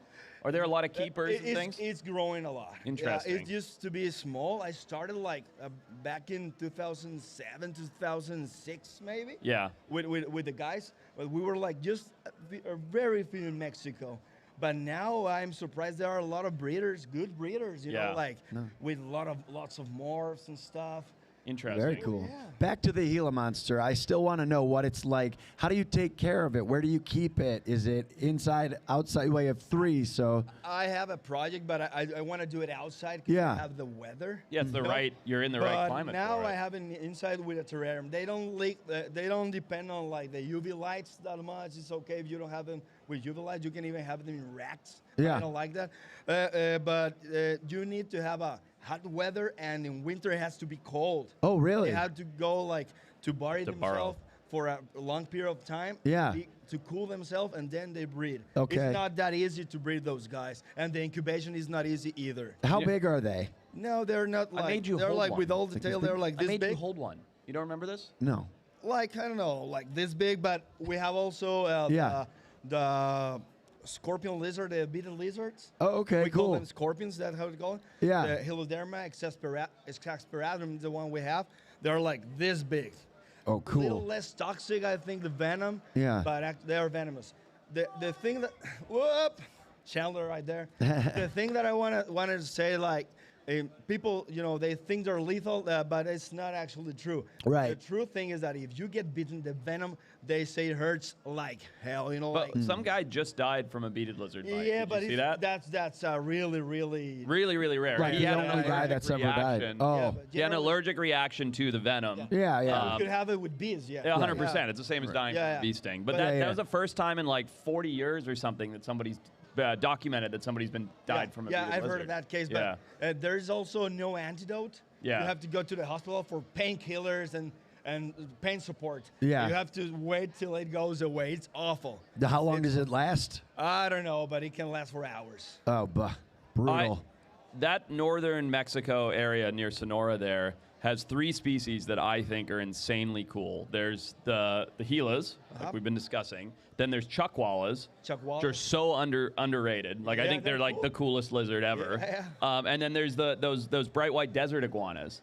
Oh yeah. I those are love fun. They're desert beautiful. iguanas. They're beautiful. They're underrated too. I feel like also underrated. I feel like and I'm speaking out of my ass here, but I feel like you could make the coolest outdoor like large enclosure that had all 3 of those species because they all naturally occur in the Cohabit, same yeah, and they cohabit and like chuckwallas are purely vegetarian. The rocks for the chuckwallas. Yeah, you make a rock pile for the And the chuckwallas. tree for the one. And a sandy tree area. Yeah, you got it. And then wouldn't that be Taking cool? that idea from Do me. that. Dude, if you build that, I'm coming down for the inaugural opening of the lizard ring pit. Really cool, yeah. And I'm going to spend a night in it. No, I'm not going to do that. What's the hardest part about taking care of all these, all of the venomous lizards that you have? Actually, I don't manipulate it that much. I don't manipulate them that much, sorry. Just for cleaning and stuff. But they are actually really calm. I always have my precautions. Yeah. With my hands and stuff. What are the precautions? Just gloves? Well, I don't like gloves that much because I feel like they're slippery. Yeah, But okay. You must wear gloves, you know? Yeah. But I You use my- specifically I must wear gloves. Yeah, my- you're gross. My tongues, my you know, whatever I have Yeah. in my hand, or a little stick, I put them on the head and grab them by the neck and just put their head like this and their body rests on my forearm. Oh, that's cool. Because that's the way they don't get that stressed. Yeah. And you know something, a cool fact about Gila monsters and beetle lizards, you can use gloves like leather gloves, conventional leather gloves, to be protected from their bite. Yeah. Right. Because the bite is not like the snakes that goes like Doesn't like, go like through. beetles. It's lower, you know, and they have it on the lower jaw. Ah. They have to like kind of chew, and it goes like the venom goes like saliva. Oh, wow. And those gloves absorb a lot of the venom, and it's hard for them to inject the venom to you. Very cool. Good tip. Where I think Mexico has such a insane diversity of habitat and species and everything else. What's one species or place or both in Mexico that you'd love to go? Tiburon Island is one place Tiburon? because of the colored lizard. Yeah. Oh my God. Have you been down the Baja Peninsula at all? I haven't been to the Baja, and it's close to my Oh, you're state, but missing I have out, to- man. To jump, you know, Yeah. skip the sea, you know. What else? In Mexico, I don't. Have you been to the tropical side of Mexico, like Tulum and that area? Yeah, and Tulum, Chiapas. Chiapas, yeah, and seen like the Mexican parrot snakes and some of Oh, those yeah. things. I love Yeah, those yeah, animals. those are beautiful, but this totally different from where I live. The desert, there's the Oh, jungle. completely different Yeah, we habitat. have a really huge biodiversity in Mexico. You know which species Absolutely. are cool? We have cool tarantula species. A friend of mine discovered ones. Tarantula species? Aphonopelma. I literally couldn't name Aphonopelma- one Aphonopelma tarantula morai. species It's in like- Latin. It's similar to the green bottle blue Venezuelan one, but Okay. it's a Mexican one. Whereabouts? What Well, habitat? like in Chihuahua or in Sonora, but up high, you know, where the forest is, the pine trees and stuff. Peter, Rolly wants to go to Mexico and see, or within Mexico and see tarantulas. You want to go there and drink Coronas, I imagine. That's accurate. Would you do anything Modelo, else? actually? Is there any animals you would actually want to see in Mexico? I'd love to see a Gila monsters. Yeah, you've held one. You just don't remember this. I don't remember. But yeah, you know, I don't know much about animals. I'm just here to ask questions about them. This is true. Yeah. I love the Baja. I go to Baja a lot. It's one of my favorite places in the whole world. When I'm done with whatever I do currently, which I couldn't even explain, that's where I'll go live, is in Baja. Because you go to Cabo and drink beer, I guess, or No, I because don't of like the Cabo. animals. I hate Cabo. No, Cabo's bad, very I- bad. People, I guess, right? I don't like Cabo at all. No, I like Bahia de Los Angeles, like the Yeah, I super like the virgin remote, places. like small fishing villages, tons of reptiles, great wildlife, incredible ocean. Birds of prey. Yeah, a lot of Because birds I of used prey. to work with birds of prey. I love them too. All right, what would be your dream Mexican species to keep that you don't have? My dream, I love Gilas, man. I already That's it. got You're just them. the Gila It's guy. because the Dickersonic, because I want to have a project with them, but I don't have those. Sure. Yet. What is Sure. it about the Just Gilas about that the makes you like them so much? I don't know. Maybe because since I'm a little boy, my mother was like, "Oh, the Gila monsters and that taboo, the venomous Yeah. lizard." And back in the day, they were only known like Gila monsters and beetle lizards as venomous lizards. But now we know many monitor lizards are also venomous. Oh, including interesting. The Komodo dragon. People, to the actual day, they think it was the saliva and the bacteria, but they discovered that they're actually venomous too. What are there any like weird behaviors that Gila monsters have that you've like witnessed? Or they? It's funny because sometimes they're really calm, like you can grab them like a puppy, and sometimes you arrive to the enclosure and they start buffing, Yeah. or opening their mouth, like purple, dark purple mouth. They look cute for me, but they're also like threatening, like whoosh, and, Yeah. oh my god, and they're kind of they have a mood sometimes. Yeah, they have That's funny. personalities. Yeah, they have personalities. Yeah. Yeah, have you ever had an escape? Yeah, sure. Yeah? But I was really young. I had one in like a fish tank, and it escaped, and it was under my bed. You just chilling there. "Ah." Yeah. Rolly, You're getting the house blessed. Where can people find your social media? Well, I'm like, this is Rolly Bracamontes, Roly, and my last name is kind of hard maybe in English, Bracamontes, but you can find it quickly. Okay. And in Instagram I'm like this, in TikTok I'm like this, and in YouTube I'm like this. I like it. Roly, Bracamontes. Roly, Yeah, and you'll my probably name is find him. Rolando. He's gonna marry a girl named Polly, and they're gonna go by Roly Roly-poly. Poly. I'm already Poly. married. Yeah. Roly poly. Hi to my wife, Jimena. Jimena is my wife. She should change her name immediately. Polly. Yeah. I'll tell her. Hey, thanks for coming on, dude. Good Thanks to for see it, you. dude. It's awesome to meet you, man. And hey, keep it up, dude. I think it's so cool. Mexico is underrepresented in the herp world. I'm here for that. Yeah, you're doing it. You're killing it, dude. Thank you so very much, much. It's Boris. awesome. All right, guys. Well, thanks for listening in. We got a little break now, I believe. Is that right, Peter? Is it break time? What? Corbin's coming up? Oh no, not Corbin. Ew. Corbin. Where is he? He's not even Come here. on. Yeah, what are you talking about? There's nobody here. I was trying to make fun of him. He's coming, okay. I don't see him. Forrest, you need to eat. I don't want Corbin on. You're looking very shiny. You're sweating. I was very sweaty. I ran here because I was so late. Good. You Yeah. deserve to And be then I got sweaty. peed on by a Terrible. skunk. So You there's deserve that. everything bad that happens to you for that prank you pulled this morning. It was very funny. I was laughing the whole time. Look at Tommy. Tommy's literally running around the floor looking for Corbin. I love it. I love that nobody knows who's coming, what's going. No. The schedules, this is complete and utter shenanigans. It means nothing. What are you thinking for tonight? We gonna hit that pool bar again? Dude, I was thinking today, man, like if you're out there and you love animals and you like to drink, this is the place that you have to come to Right? every Wouldn't you year. guys agree? Last night was a mess. It's insane, and everybody is just so like nice. You can talk to anybody. You can Just- tell by that scar on your forehead. Well, except for Andy Gabbard, he's a real prick. But everybody else, I mean, and it's growing so much. It's so much bigger this year. Yeah. Next year I'm Lost going my to see if they voice, can by put the that way. cockatoo right next to the mic. Dude, I know. Yeah, just the whole time. It Like that. is See, you heard me. The Piece most of shit. cringe-inducing noise, too. I hate that guy. And Dude, my get vo- out of here, Corbin. We don't even want you on this show. Yay! No, get out of here, Get over man. here now. No, boo, Love this Corbin, guy. boo. Speaking of friendly Boo. people. Boo. Speaking of the friendliest Dream people. come, sorry, Hey, dream buddy, come how are ya? true. Buddy, he was I there am with a us last last night. minute booking.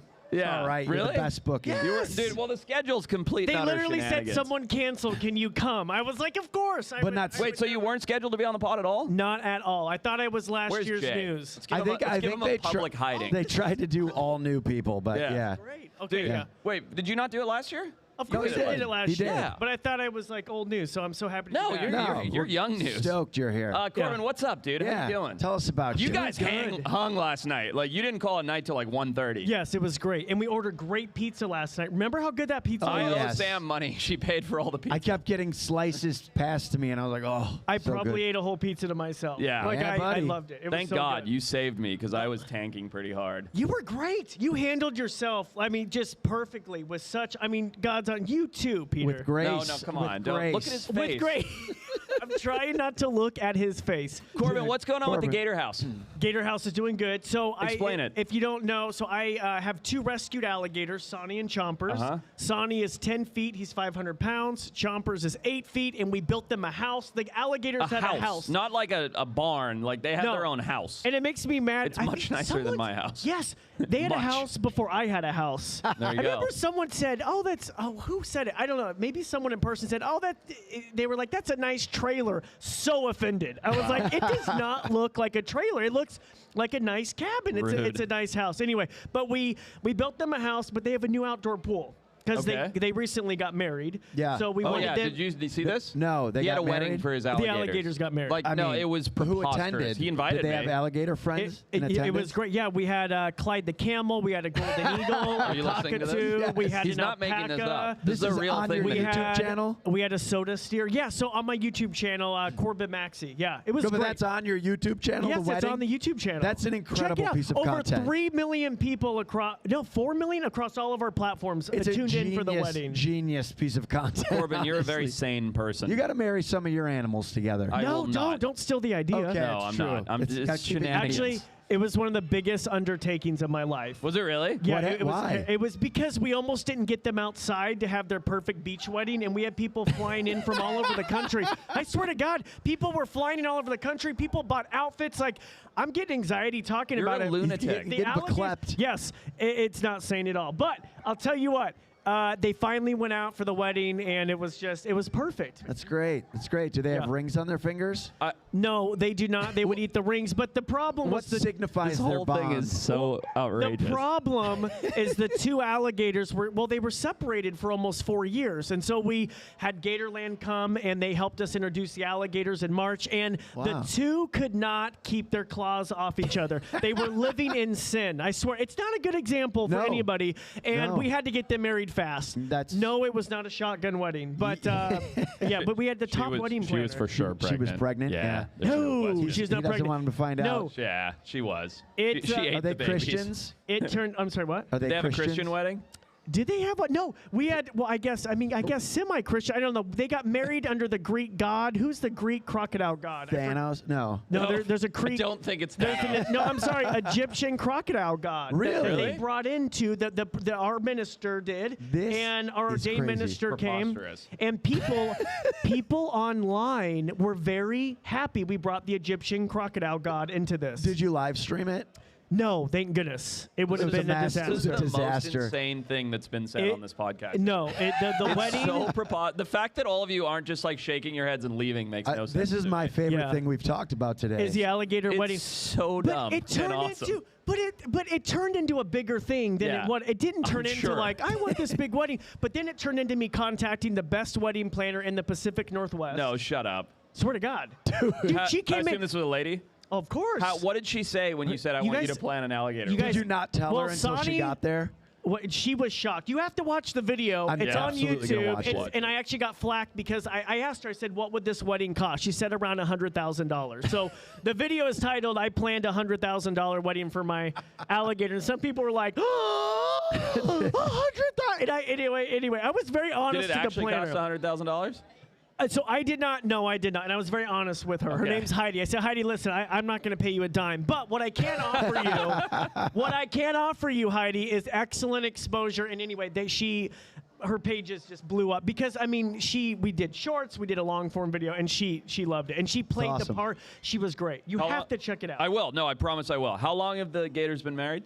Oh my God! So they got married secretly on June 20th. The video did not come the out. courthouse marriage, and then they did. It was insane. We had a whole Chris, security. are you hearing this? We We're had talking about an a- alligator wedding we over had a- here. We had No, a I know nothing. We had Okay. a guy. We had alligator security. It was a secret event. We had alligator. we had a security guard. Swear to God, he's huge. He had alligator security. We were lined up around the highway. It was insane. My goodness. I can't even believe we pulled it off. How did At you? what point Yeah. does the alligator wedding lead to your divorce? To my- Divorce. There must be a point at which there's just like one line that you cross, and it's Yeah. like Sam's like, "All right, you know what, Corbin? She was You're mad. on your more own." She effort was- on this alligator than on me. She was mad. I remember she was like, "What did we do?" Yes. And I'm gonna be honest. I feel bad. Well, our wedding planner's never gonna see this, but I remember Heidi came to us and said, "Listen, we need to get these linens. The linens were like thousands of dollars." And I said, "Heidi, like I don't have $1,000 for linens." And my wife's like, "Honey, we didn't even have like nice linens at our wedding." And so Yes. we did get the linens through a sponsorship, but I thought. Anyway, so there were some things, but we put more effort into the alligator wedding than our wedding, hands down. Oh man, that hands is- down. So when did you speechless. guys get married? Recently? 6 years ago, we just celebrated our anniversary. Do you remember when? congrats. Do you remember when Corbin became our best friend Yeah. with the sandwiches? Oh yes. Well, That it was wasn't for me, me. that It was was it. Sam. I said I know, he's the but nicest it was, guy here. it was a Really? combination. We were already very close, but when Yeah. we came down licking our wounds Yeah. from a terrible night here Yeah. of too many sugary drinks, and we were both like, "Oh, we don't have time to eat. We got to get to the Yep, stage." yep. And then Sam came running down with a platter of Jersey Mikes. Jersey Mikes. Just the Of every nicest- variety. She's like, "I don't know what kind you guys like," so I got 40 different types of sandwiches. Yes, Yeah. and I love Animal Com, and they have coffee, and like I've had I had 6 Diet Cokes yesterday, but they don't have. Wow, you're unhinged. They Calm literally- down, Corbin. they don't off the have, rails. but they don't have food here for the creators. They have chips and then coffee and like Diet Coke. So that's why when you see all of us, we're like, wow! Like, and so we. Well, not all of us, but you not all of us, certainly are. We would pass out Jersey Mikes to our friends, and you guys were our friends. So if, like I said, but you have to be our friends though, because What's your meth versus Coke routine to be so animated? I am. What? He's just like he's always like so up. It's and amazing. I actually, and it's funny. I got my start on late night TV. So the Tonight Show with Jay Leno. Yeah. I've done like late night with Seth Meyers, and it's funny. I read one of the comments on YouTube, and they were like, "Why are all these late night animal experts like feel like they're like all on like cocaine or something?" And I was like, "Oh my god! Like we're not. You're I don't do drugs. entertainers. No, You gotta be. no, I don't do drugs or anything. Time like to that. start, Corbin. No, I would no, never. no, I no. would never. This is I'm him good. normally. Yeah, This is right. me Could you normally. imagine? Oh my God. And I was hanging last night. I don't even drink. I know, dude. You were sipping waters all I night. was sipping. hard. I had I don't know at how you least did it. 15 club sodas. Told you he's off the rails. 16. And I was dancing, and I bet people probably thought I was drunk. I know they did. Well, he brought his own jug of water to the hotel. I think. Are you a little embarrassed about that? Not at all. So the hotel has terrible water. It's so bad. So what I do is I wait for everyone to leave, and then I stick my little head in here. I swear to God, and I bring my gallon, and then I fill it up at these little purified water stations. He's got it out of the gator habitat right there. Yeah. Oh, well, yeah. Peter, tell everyone what you had to do yesterday. I couldn't believe it. What did you? What have did I to do? You had to use the Fiji bottle. You said you woke up my in the middle God, of the dude. night. The Fiji bottle. I did it last time I was here. I drank both. This is $7. in our $7, room. dude. $7. $7 in our room. It is honestly the best third racket one. in the world because you go to bed, the water is bad. You can't drink the tap water. Yep. And you must drink the Fiji water and pay the $7. It doesn't matter if you have $0 in the bank. Yeah. You need water. You got to live, and that's all you can do is drink those $14 worth of Fiji water. But the story gets worse because then you made coffee with it the next morning. That's Yeah, I true. did. I Well, made that's why I had to another open the bottle. second one. Yes. Yeah. Corbin, so okay. He can't stop focusing on the bird. He just Oh, keeps I didn't looking at realize there was. I was So just looking irritating. around. The birds are the worst. Forrest hates birds. If Really? you don't know. I like it. We had one I'm of gonna those at the send you wedding. literally all of my guinea fowl, and then you tell me how great birds are. Oh, guinea fowl are great, but we had a problem because they flew into the alligator enclosure. Oh, you have guinea fowl? We used to, and Okay. then it was and then they flew death. into the alligator. It was enclosure. terrible gone. death. I wouldn't wish it upon anybody. Wow, really? It's terrible. Because Corbin, how do I you- loved my guinea fowl, but then they flew into our open air alligator enclosure, and Just decimation. How do you and one up Sonny the doesn't alligator like, wedding? Sonny doesn't like feathers, so he just anyway. Go ahead. How do you one up this alligator wedding? Oh, you gotta outdo it. People keep on. Well, I didn't even realize this was a thing, but people It keep on wasn't. wanting them. It was a thing. No, you made this up. No, it was a thing. People are now asking about, are they going to have kids? And my response is no. They just got married. But now people are talking baby showers. about a I don't even honeymoon? know. They already had a honeymoon in their honeymoon pool. Oh. Yeah, I think we you had a should s- take him on a trip to Florida. Let him honeymoon in the Everglades. On the beach in the Everglades. Yeah. Yeah, that's a good They're, idea. they're Let 'em go in Idaho there. alligators. They're happy there. That's true. They're And- simple. They're simple gators. And then I announced I was coming here, and someone wrote like, "Please don't bring your alligators. We don't need any more here." So I was like, "That's fine." Fair enough. What other kind of animals you got at the Oh. place that you focus on the channel? Yeah, so we have 8 sulcata tortoises. We have a rescue green iguana who unfortunately was shot multiple times with a BB gun. Really? What? Yeah, it's terrible. His name's Levi. He just has holes in him? Or He has had lead in a him, or hole what? through his dewlap, and then he Oh. still has a BB embedded on his side. Is where he from was Florida? shot. Where's he from? Yeah, so it's kind of a long story, but we have time, don't we? Well, hold Yes. on. I don't want to miss the kids panel, so I have to leave in We have 5. 5 minutes. Cool. Okay, cool. This is a really long story. Anyway, no, our green iguana Levi originated in Florida. They're invasive here, so Yeah. people see him People as do pests. shoot him here. They do shoot him, which you should never do. It's not ethical. But Really? anyway, Wait, hold on. I want to dig into that for a second. No. Because I see this. No. No. But they should be eradicated. I don't. They are very invasive here. They cause a lot of ecological problems. Yes, but Is there a more humane way than shooting them with a pellet gun? No, I do not think shooting them is humane, especially with the BB. Well, I Not just at don't know. all. I'm honestly asking. Like, I how else don't- are you eradicating them? Like, what's the other methodology? All I can say is that I don't think shooting them, like with a BB gun, is like ethical. Because that's not going to kill him. It's That's not just gonna going to kill maim him. him. I see. But Like, I don't but you're think- shooting him with a 22 or a pellet gun or whatever. I don't and even want dropping to think him, about that's it. fine. I love iguanas. I love animals. I know they're invasive, and I They're know a problem. they're No, they're a detrimental. problem. They I shouldn't get be it. here. But the way that this was handled, I don't agree with at all. Okay, I think it's fair enough. really, And you really rescued 'em, inhumane. and now you yes. got Fair 'em. enough. Well, So he was- sorry, unfortunately, please continue. there was a cold snap, and unfortunately, iguanas fell out of the trees, and someone here in Florida thought Levi was dead, Yeah. put him in a box, shipped him to Idaho to his brother who hates lizards. The brother opened Oh, up as the a box joke? as a joke. That's pretty As funny. as the brother opened up the box, Levi was there, but he wasn't dead. And unfortunately, the brother shoved him in a crate. He wasn't fed the proper things. He was in his own waste for several months. He couldn't walk, so literally he was nursed back to health. Very nice. That is kind of a funny prank, though. But terrible. If the lizard were dead, you just terrible. that's a sadistic brother, but it's kind of terrible. funny. Yeah, but Levi was so abused, and it took him 3 years for me to be able Oh, to wow. work with him because he hated people. So anyway, Levi. People are horrible. And now he's chill. They really are horrible. Now, well, kind of chill. Yeah. Yeah, kind of. But people are horrible, Pete. Yeah, Yeah, no, Most, I especially mean, I this was going to one. say Just most kidding. people. Thanks. No, most people are great, but treat animals with respect. So. Yeah, of course, of Absolutely. course. All right, so you got the iguana, you got the gators. Yes, you- big Burmese python, albino Burmese python. He was abandoned in an apartment. So in are you Boise, just pretty Idaho. much taking rescues then? Is that how Not you're doing anymore. it? Not Yes, anymore. It's like a forever sanctuary home. And a lot of the animals I've had, like since I was like, 13 years old when I started my rescue. So here in Florida, in Southern California, whatever, you kind of just, you grab a rescue, shove it in a cage outside. I shouldn't say that. You build it in an enclosure, whatever, outside. Everything's fine. Yes. You live in Idaho. Yes. It's all got to be indoors, got to be heat regulated. Expensive. Yeah, that's got to be a nightmare. Oh, yeah. The alligator house costs thousands to heat in the wintertime. Does it really? Yes. Oh, it's so much. It's more than our electric bill. Yeah. So- and they have a water heater and the buildings. Yeah. We asked you this last night, but have you guys ever considered moving like here where everybody keeps everything? No, I don't want to move. I love Idaho. Yeah? Yeah, What I love about it. Idaho that do you love? The corn? Born and raised. We don't have corn. It's not Iowa, Peter.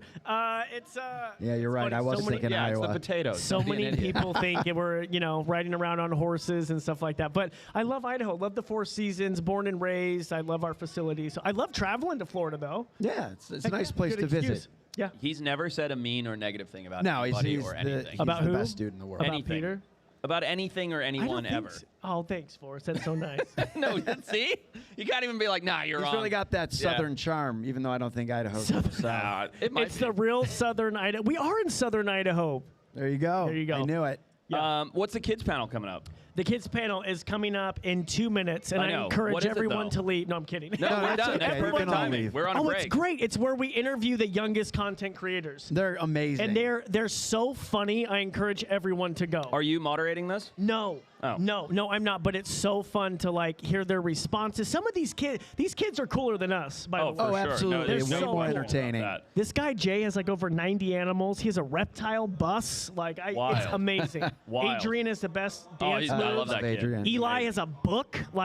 Mind blown. Yeah. Daenerys has these tarantulas. There's a girl named Daenerys here. Yes, she's great, That's awesome. and That she is knows awesome. she Yeah. knows her tarantulas. Yes. Hey, Corbin, it's Corbin Maxey on everything, right? Yes, everything. Okay, At dude, Corbin thanks for Max. jumping on. you, It's always Forrest. great to see you, man. Thank you so much. Thank We're you. going to go to the kids panel, right? Sure. Let's go, because we're on a break now. Let's go to the kids All right, panel. everybody leave Break here. time. Go there, please. Yeah. Let's go Come see back, it. please. Support the young We'll be guys. back They in need 1 it. hour. 1 hour break. All right, 1 thanks, hour. everybody. You too, YouTube live streams.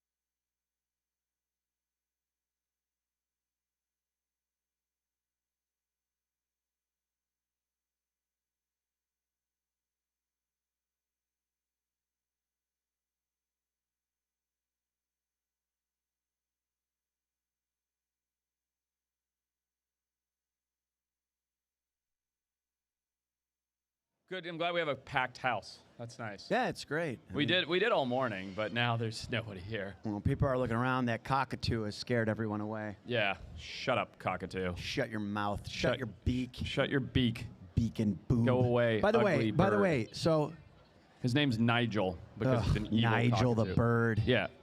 No, it's Nigel. And By the way, she must be British. You because, hate birds, right? You hate well, birds? I hate that bird. No, you hate birds in general. You talk about it all the time, right? I mean, I particularly hate peacocks and guinea fowls. But you hate birds. Yes, I hate birds. But your shirt is full of birds. Well, I like cool birds. I like birds I don't have to keep. I just don't like lame birds. Yeah, I mean, animals are tough to keep when you got to keep them. Are we live? Do you know? I think we're live, dude. Everybody is probably tuning back in right now on the live stream. Don't watch this. Go home. Do something more productive with your life. Turn it off. Don't watch this. Nah. You get so upset when I tell people to leave. Well, no, I mean, I'm with you. It's going to be horrible. Don't watch it. We're both very All right, hungover. welcome back to the Wild Times Live from Animal Con 2024. So far, we've had some amazing guests. We've learned about ants. We've learned about Gila monsters. We've learned about some creepy crawlies, all kinds of snakes. What are we learning about next? Next, we're going to talk about one of my favorite topics. What's that? Birds? Nope. You suck. Yeah. What do you think it is? Guess. Fish. Fishing. Fishing. Yeah, all right, Laz, come on up here, buddy. Let's go.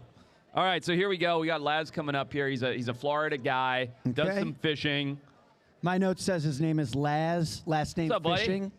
Last name Fishing. Yeah, that's his birth name. And I pop up on the mic there. What's going on, you guys? Laz, what's good, bro? Nothing much. Another day out here in South Florida. Where do you live? I live in Fort Lauderdale, which is just south of here, about an hour and a half. Is that your girlfriend? Yep. What's your name? Carla. Carla? Carla, you can't let him leave the house in freaking fishing boots. What's the matter with you? Come on, I can't put that on him. He's an idiot, but you know better than that.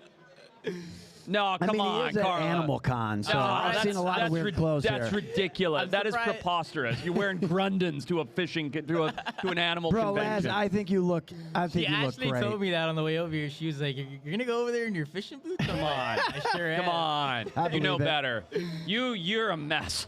Laz, what's your favorite thing to fish for? You freshwater guy, saltwater guy? What's your deal? I love to mix it up as much as I can. You know, I love having a wide variety, and thankfully here in South Florida, we got such a big variety of fish we can catch from freshwater. You got your peacock bass, snakehead, clown knifefish, bass, and a ton of other species that you could catch in freshwater that live in saltwater as well, like tarpon, snook, and in saltwater we have a ton of different. Yeah, exactly, redfish, and I mean there's just countless species, and half the species I named are actually invasive here in South Florida.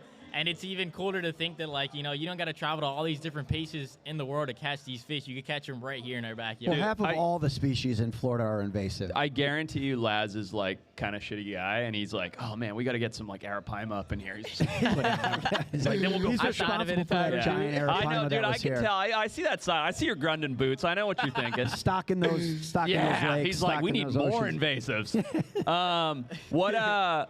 What's your take on fly fishing? Big fly fishing guy? That's so funny you just brought up that topic. I literally just got into fly fishing, and I mean, I'm in love with it, honestly. Do you know about this? It's I like know spin. Yeah, but do you know that like spin fishing guys hate fly fishing guys who No. hate bait fishing guys? So Like you a guys thing. all hate each other? Yeah, it's in. So all fishing people only do one. I mean, yes form and no. of fishing. Fly fishing guys are like elitist guys, right? Oh, Isn't yeah? this Is the that stigma? true? Help me out. Not in Florida because they're all just crazy, but like elsewhere. I feel like fly fishing is a little bit more complicated than just. I love sticking the fly fishing. You know that. I'm a big fly fishing guy. But that's why they're highfalutin, right? It takes a little bit more skill. You gotta. It that can why? be, for sure.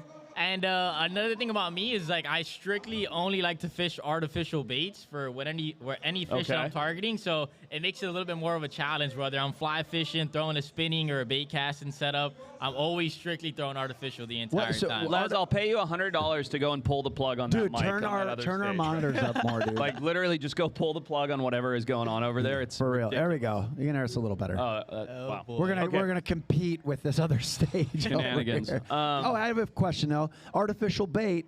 I don't know that much about fishing or anything really, but explain that to me. So obviously it's like not living, or is it like Right, so created in a artificial factory? bait is pretty much just a plastic lure that imitates the live bait that's in the water. You know, Okay. whether it's fresh water like shad or saltwater pilchard, mullet. Right now we got the mullet run going on, so The Is that whole now? beach Is that this time of year? Yeah, this Oh, time of year. cool. So now it's the biggest bait migration in the world that we have not in the world, but that we have here in South Florida.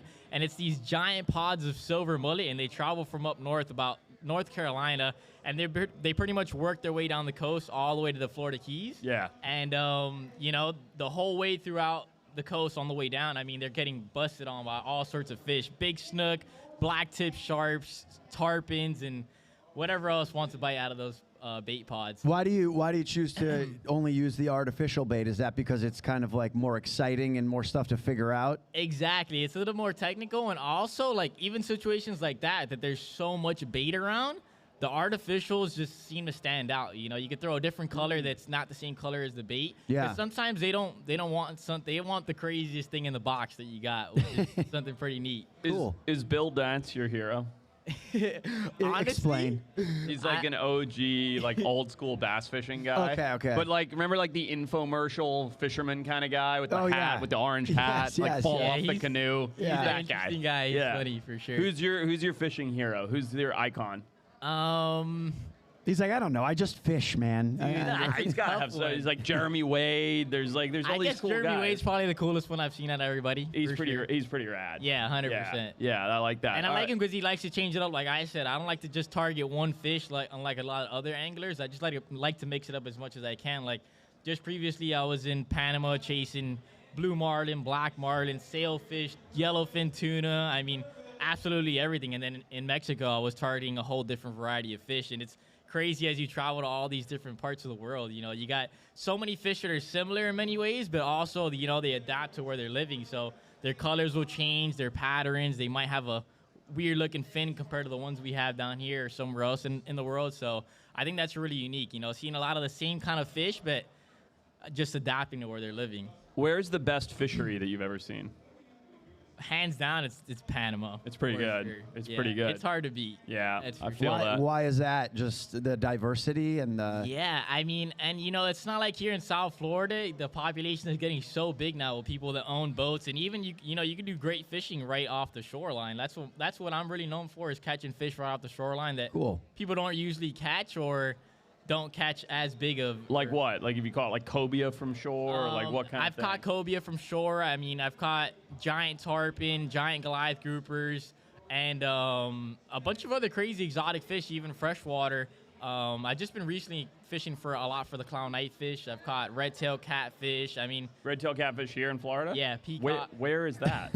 I mean, You sound shocked. I shouldn't be at this Yeah, point. I mean, it's ridiculous. honestly, it's really random, but I mean, in all these canals and lakes around here nowadays, you can find all these crazy fish, like even the pacus, you know, like There's family of the pacus out piranhas, roaming like around here now? monster pacu. Like, just imagine like a we gotta 50 nuke this state. Nah. Like this is like the what do you call it? Like when a virus spreads, the start of it. The outbreak, patient zero. Yeah, this is the patient zero. Florida is the patient zero of invasive species. We got to nuke this whole state. I'm telling Basically, you. it still stays contained here. Nothing can leave Florida once it's here. Even what I also do is I mix it up a lot. Like just this last week, I was in the Keys filming a fishing episode, Okay. and I mixed it up. It wasn't just fishing.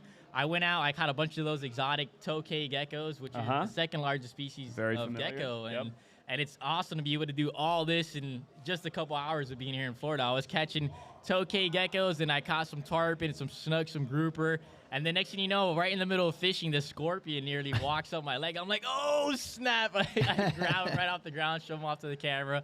And that was pretty epic. And then I was catching the invasive spiny tail lobster. I don't know if you guys have ever heard of those. I didn't know there were invasive. Not lobster invasive anyway. spiny tail, invasive Spanish lobster. That's what they Interesting. are. Those are Yeah. the little ones, right? Yeah, little guys. They don't grow too big. Spanish lobster Yeah, they is maybe small. get half a pound at most, not even. Florida. Yeah. But what got you? I mean, you obviously probably just loved fishing with your dad as a kid or something. Right. What got you into like animals? So, growing up, I mean, my first passion without a doubt was wildlife. I always had some sort of animal in my hand, or I was catching some kind of animal. I grew up on the east coast of Florida, but as far out west as you can. So my backyard is literally the Everglades. I still live there to this day. That's frightening. And Wait, east coast of Florida, as far out west as possible. So Exactly. where is that?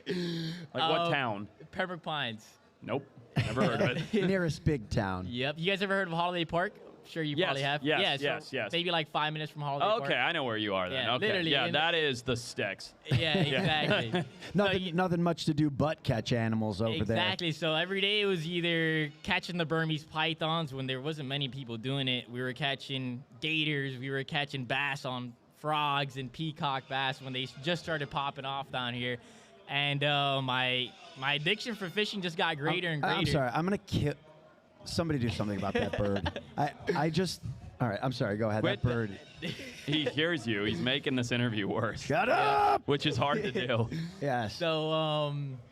So growing up, yeah, we always just had a big variety of stuff. You know, we would also ride a bunch of quads and stuff like that. And you know, as I got older, I just got hooked more and more on fishing. My parents actually, when I was really young, owned a commercial shrimp boat. So they would go out every no way. day. That's pretty Yeah, cool. every night, especially these next couple months, the weather's going to cool down. And we get this really special run here in South Florida. It's called the Shrimp Run, where there's a flush of millions of shrimp. I mean, absolutely millions of them.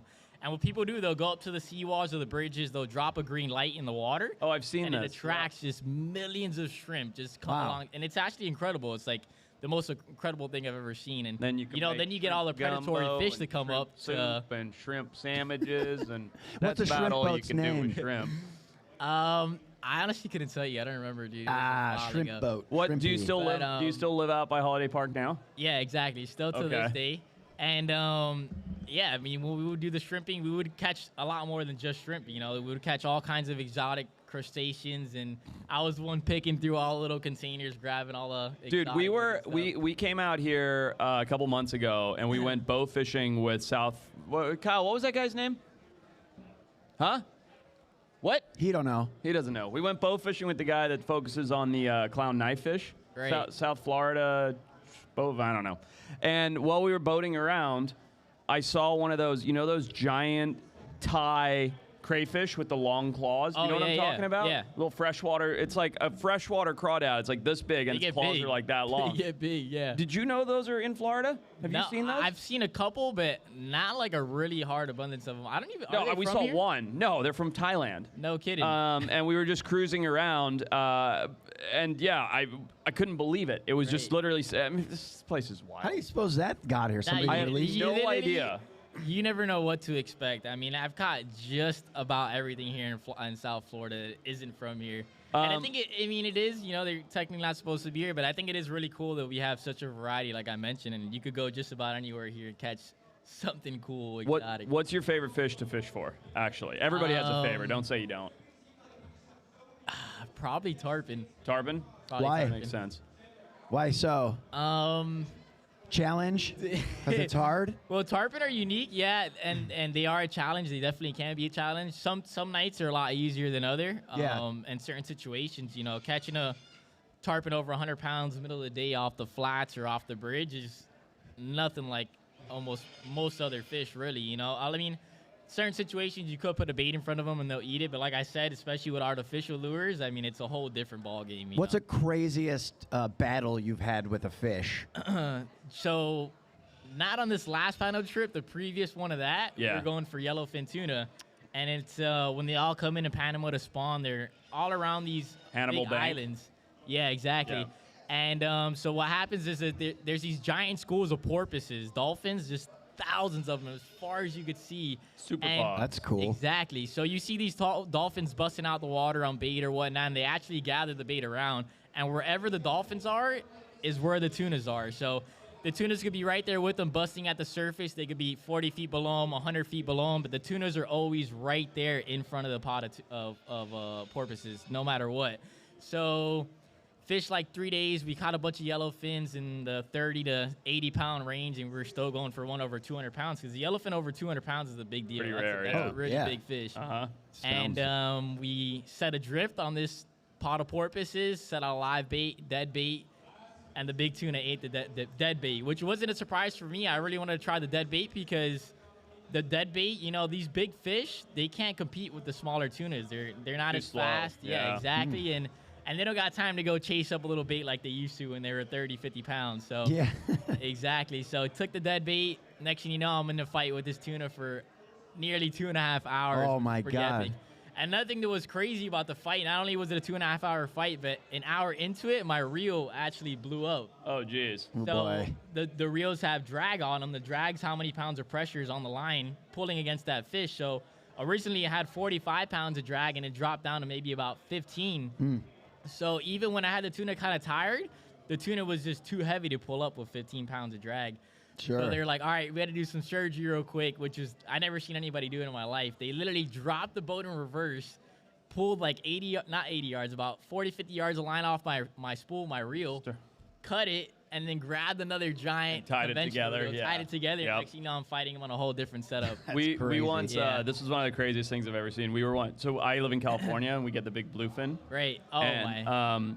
we hooked a bluefin on a pretty like light rig, and it was a Got big it. fish. It was like probably 210, and the thing spooled us within 5 minutes. And so my buddy Ali grabs the rod, takes a tuna clip, and hooks it onto the rod and throws the rod out. And then he started fighting it on the bigger Yep. rod. So it was just one rod connected to the second rod connected to the fish, and he just threw it out there, That's and then crazy. ran that until we reeled that rod back in, and then kept fishing it. Yep. It was Crazy. wild. It was I had those no idea yellow- what to do, and he was just like, "Do this," boom, and threw the Takes rod a lot, out. I feel like it takes a lot of kind of, you think of fishing, you're sitting quietly in a lake, picturesque, just chilling, but this is like adventure fishing that you guys are talking about. You're out there just wrangling these fish. What's like the coolest place that you've been? Did you do a lot of traveling I know you said you were in South America. A good amount, definitely. I mean, now over these last 2 years when my social media has really been taking off, I've been doing a lot more traveling, trying to, like I said, keep a variety going with different species, new species, and catching fish I never got my hands on before. Do you guys all hook up? Like, do you know Brenton Fanatic? He's around here Yeah, somewhere. yeah. Do you guys all like hook up and go? Yeah, that- we haven't just yet, but we're actually That's just talking. listen. We're Listen. gonna- I'm gonna pitch you something right here. You gotta get all these guys. You gotta get Tony, Two-Turn Tony, Brenton, yourself. Tony. I don't even know who else. All you fishing guys, and go on like a bros fishing trip. Yeah. And you'll all just be bickering and competing with each other, which That's will what be we're hilarious. doing. Literally, Great content, though. That's good content. That's good right? content. I'd watch that. I'd be would like, oh, watch look it at these too. guys all trying to outfish each other. For Yeah, sure. it's so funny. We're literally talking about doing like a little competition. Yeah, it was gonna let's be me, go. Paul, Fanatic. There you go. Yeah. There you go. I like it. Have you ever Totally. just been on a boys fishing trip? Me? Yeah. Yeah, when That's I like was. something every mid-white guy Yeah, does. so how Like, about you you have guys? to have What's- done that. No, I have done that. Okay. So, what's Thank you guys' experience of fishing? You guys have done much fishing? Oh, at I all? fish a lot. Yeah? A lot. Yeah, it's like my Nice. favorite hobby when I'm. Yeah, he Another loves thing the I water. really want to dive into is spearfishing. Oh, It's like- he wants to dive you have into a it. record in that's funny. No way. Pun intended. I have 6 world records in spearfishing. Yeah, I did Awesome. it very competitively for a long time, and then Wow. sort of not hung up the hat, but just didn't chase records or anything any longer. Yeah. Right. Why don't but we it was talk fun. about that What for a kind of minute? records did you get? So the IUSA, which is the governing body for spearfishing, opened up a new category, which is pole spearing. Do you know what a pole spear is? Yeah, of Yeah. course. Do you know what a pole spear is? No. but I Okay, could it's like a imagine. handheld spear, so there's no trigger mechanism. Oh, okay. So it's like very, very rudimentary. It's like best compared to bow fishing versus rifle hunting. You Gotcha. know, it's like very, very primitive. And I had been doing that my whole life because I thought pole spearing was the best. You know, it's like the most challenging. You only have a rubber band on a stick, basically. And when they opened up that, IUSA opened that up for its own sort of division, I was like, well, cool. I've been doing this for like 20 years. And I racked up a bunch of records with the pole spear. That's Yeah, badass. it was really fun. Yeah. How deep can you dive? Can I dive or could I dive? Because I'm old and fat now. Back in the day when you got the record. How deep could you hunt? The deepest that I know I ever dove is I was spearfishing in Perth, Western Australia, and I came up from shooting a fish on the dive, and I looked at my watch, and I hit 111 feet. But I shot a fish at 111. So I was down at 111, crazy. hunting, shooting a fish, and coming back to the surface. Yeah, it's a But danger zone right Yeah, there. it's deep, but Yeah. that's not, that was not, I never tried to go as deep as I could, so I don't really know, but that was the deepest that I ever remember seeing on my Right. watch. Yeah, I'm still in the 25, 30-foot range right now, but I'm working on it. Can I give you a good, though. secret? If my buddy Adam here is just going to be livid. Marco Island. Ooh. You know Marco Island, Florida? yeah. Dude, the rigs off there, or the Air Force towers, loaded. Smoking. Loaded. There's so many fish. It's such good diving. It's super bull sharky, which makes Yeah, it a rodeo. and what's cool about that area, a lot of times it's not like on the East Coast, you drive not even a mile, you're finding all kinds of wrecks and stuff. Yeah, Over there, it's you out gotta there. drive far. It's like 30 plus miles. But Yeah. once you get there, it's like a little mecca. Exactly. As long as you can deal with the beeping. These towers beep. They go Yeah. beep, No way. Yeah, like every Wow. 10 minutes, and it by the time you leave, your brain feels like it's bleeding from listening Like from to the it. bird? For like that evil bird over there. Dude, Les, thanks for coming on the show. Where can people find your stuff? Shout Yeah, it so out, man. I'm on Instagram, YouTube right now. More than anything, I'm really trying to push my YouTube content. And, Okay. What like is I it? said, just At- it's Lazaro.g55. Okay. Cool. Yep. That's Yeah. very specific. Keep it up, Yeah. man. Yeah, Doing I like great. it. Catch some nice Yeah. fish. Let's go. Totally. I appreciate I want to see you it. guys. Thanks for coming, man. It was sweet. I want to Awesome. see that bros fishing trip Yeah, dude. Yeah, that's good content. That's good content. for sure. Good pod. We got Dave up next. Dave? Good. Yep. Okay, maybe I'll have some notes on him. Nah, I doubt it. Oh, here he is. What about Ben? I know. What do you want me to say something about him? Full name? I went on a fishing trip with Ben like 3 weeks ago. Oh. Come on. Oh, okay. I don't know. Hey, bud. How are you, dude? Good to see ya. Welcome back. How you doing? How are you? Yeah. Welcome. Dad, what's going on, man? Oh, this is the most comfy chair I've sat in all day. Yeah. There you go. That's our secret. Take a load off. Take a load off. It's weird shoe day. Oh You- man, you don't I have gotta- to wear those if you don't want. I You gotta can. give up my image to put these on. Hang on. No, you don't. You I'm don't not have to wearing put them. them on. There we go. All All right, right. I'll just put them right on my lap. All right, here we go. You're looking good. What's up, looking dude? good. How you doing? I'm good. I'm What's good. So much is new. Tell us. So much is Well, new. first of all, who are you? What's your name? Oh, that's a good point. Oh yeah, I guess we should go over that. I'm Dav Kaufman. My main channel is Dav Kaufman's Reptile Adventures. I also have a bunch of other channels: Dav Kaufman's Adventures, Dav Kaufman Eats the World, which is a food channel, and a fishing channel that. You have a fishing channel? I do, but I didn't I'm know not that. sure exactly what to do with it because Maybe fish? when I started this channel, well, there's that. When I started this channel, I didn't take two things into consideration. One is that everybody with a fishing rod and a GoPro has a YouTube channel about fishing. Yeah. Two, Yeah, we just had this guy named Laz up here. I know, right? Yeah. No, I actually watch his stuff. He's cool. No, it's rad. He's rad. But two, I actually got to kind of catch fish in order to have a fishing channel. That And makes so- sense. You got to kind of make it your whole thing. Exactly, and with all these other channels, and with me traveling all over the world and whatever, you go out and you go fishing, you catch a little perch, you don't have a video, so So you got a lot going on. I got a lot going on. What's like your main priority? What do you like doing the best? the reptile stuff Yeah. pays the bills. Cool. But you know, when I travel, I will bypass every like corporate feed bag out there, and now it's global. I mean, we were just in Honduras, in the most rural northern part of Honduras. Cool. And we go to this little town, and Wendy's, McDonald's, Chili's, Really? Red Lobster, blah. Really? And I'm like, are you kidding me? It's gross, isn't it? Weird. Right. Yeah. So I bypass all of that stuff when I travel to go eat where the locals eat and kind of immerse myself in not only the culture but the food Yeah. that people eat. And it took me years of doing this before I'm like, dude, do a food channel on this stuff. So Ah. I started it a year ago. It's popping. Yeah. I mean, I could have like 10,000 subscribers by the end of the year. And it really took off. And you get to travel around and eat good food. And mean, I there's- do, and I've gained a little extra padding from it. Ah, you look You know? great. Yeah. Trim us one up here. Dave, you're such an eccentric weirdo, and I love you for that. And I wear that as a badge of honor. Thank Yeah, you. as you should. He's literally the most normal person we've Yeah. had up here in ever. Well, and on that point, I'm the only one wearing ear goggles. So can That's I, true. Eargles. Yeah, I'm just gonna take these off. You- That's you all. don't it's a have to wear different 'em. experience when you have them on. Like you're on a podcast. You take them off, you're at a live event. What?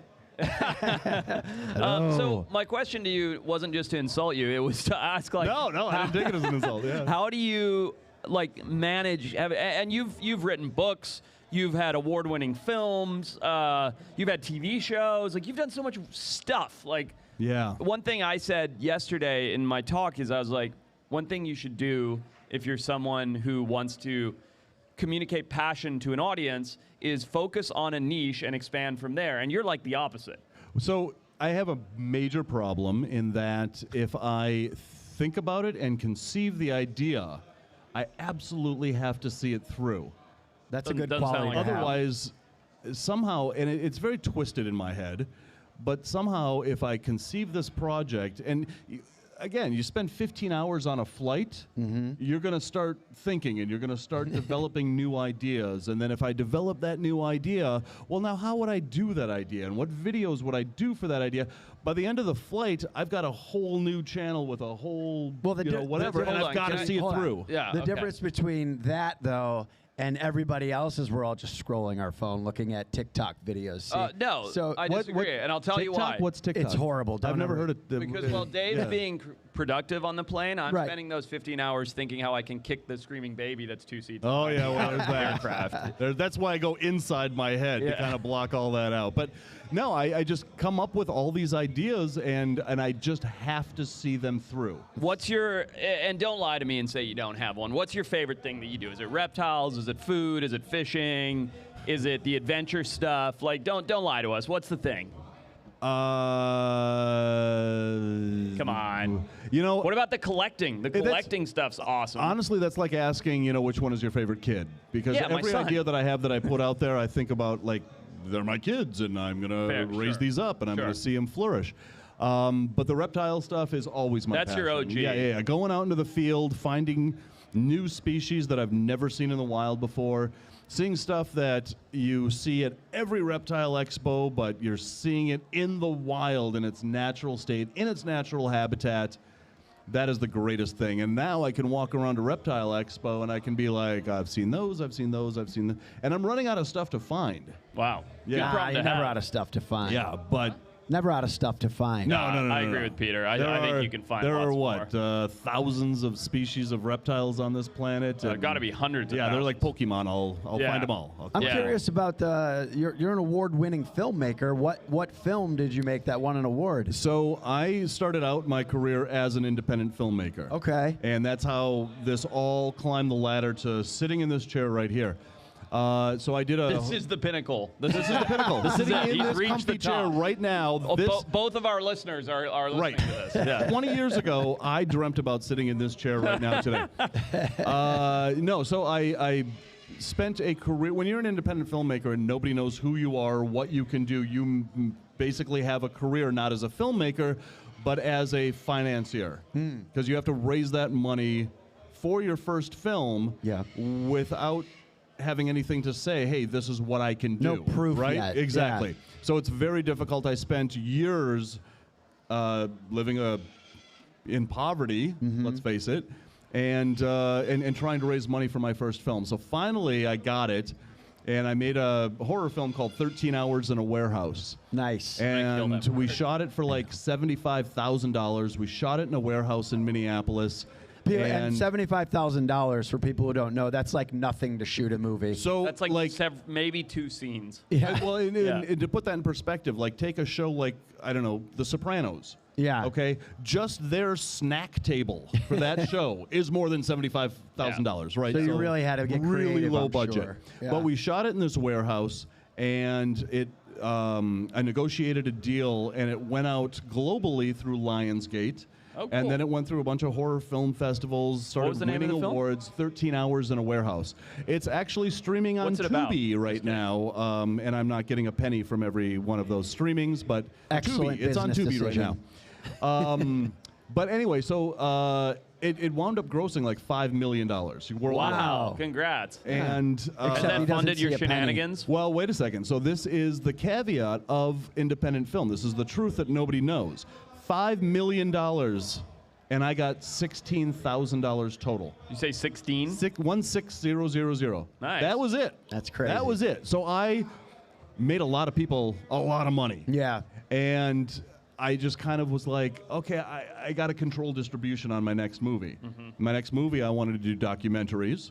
So I did a documentary on us, on what the reptile world is all about for people that have no idea that the reptile world exists. Yeah. Right? So that was Herpers. That was successful. I made Herpers 2. That was successful. I made Herpers 3. That was the name of it, Herpers? Herpers, right. I like that. Yeah. And so Blockbuster then closed their door. The independent film world... Still one open. Is there really? There's still one open. They have the There's best still- Twitter account. Yeah, I'm sure they do. You got to see it. It's so funny. So they went from global domination to one store. Yeah. But And they one took the Twitter independent film world with it.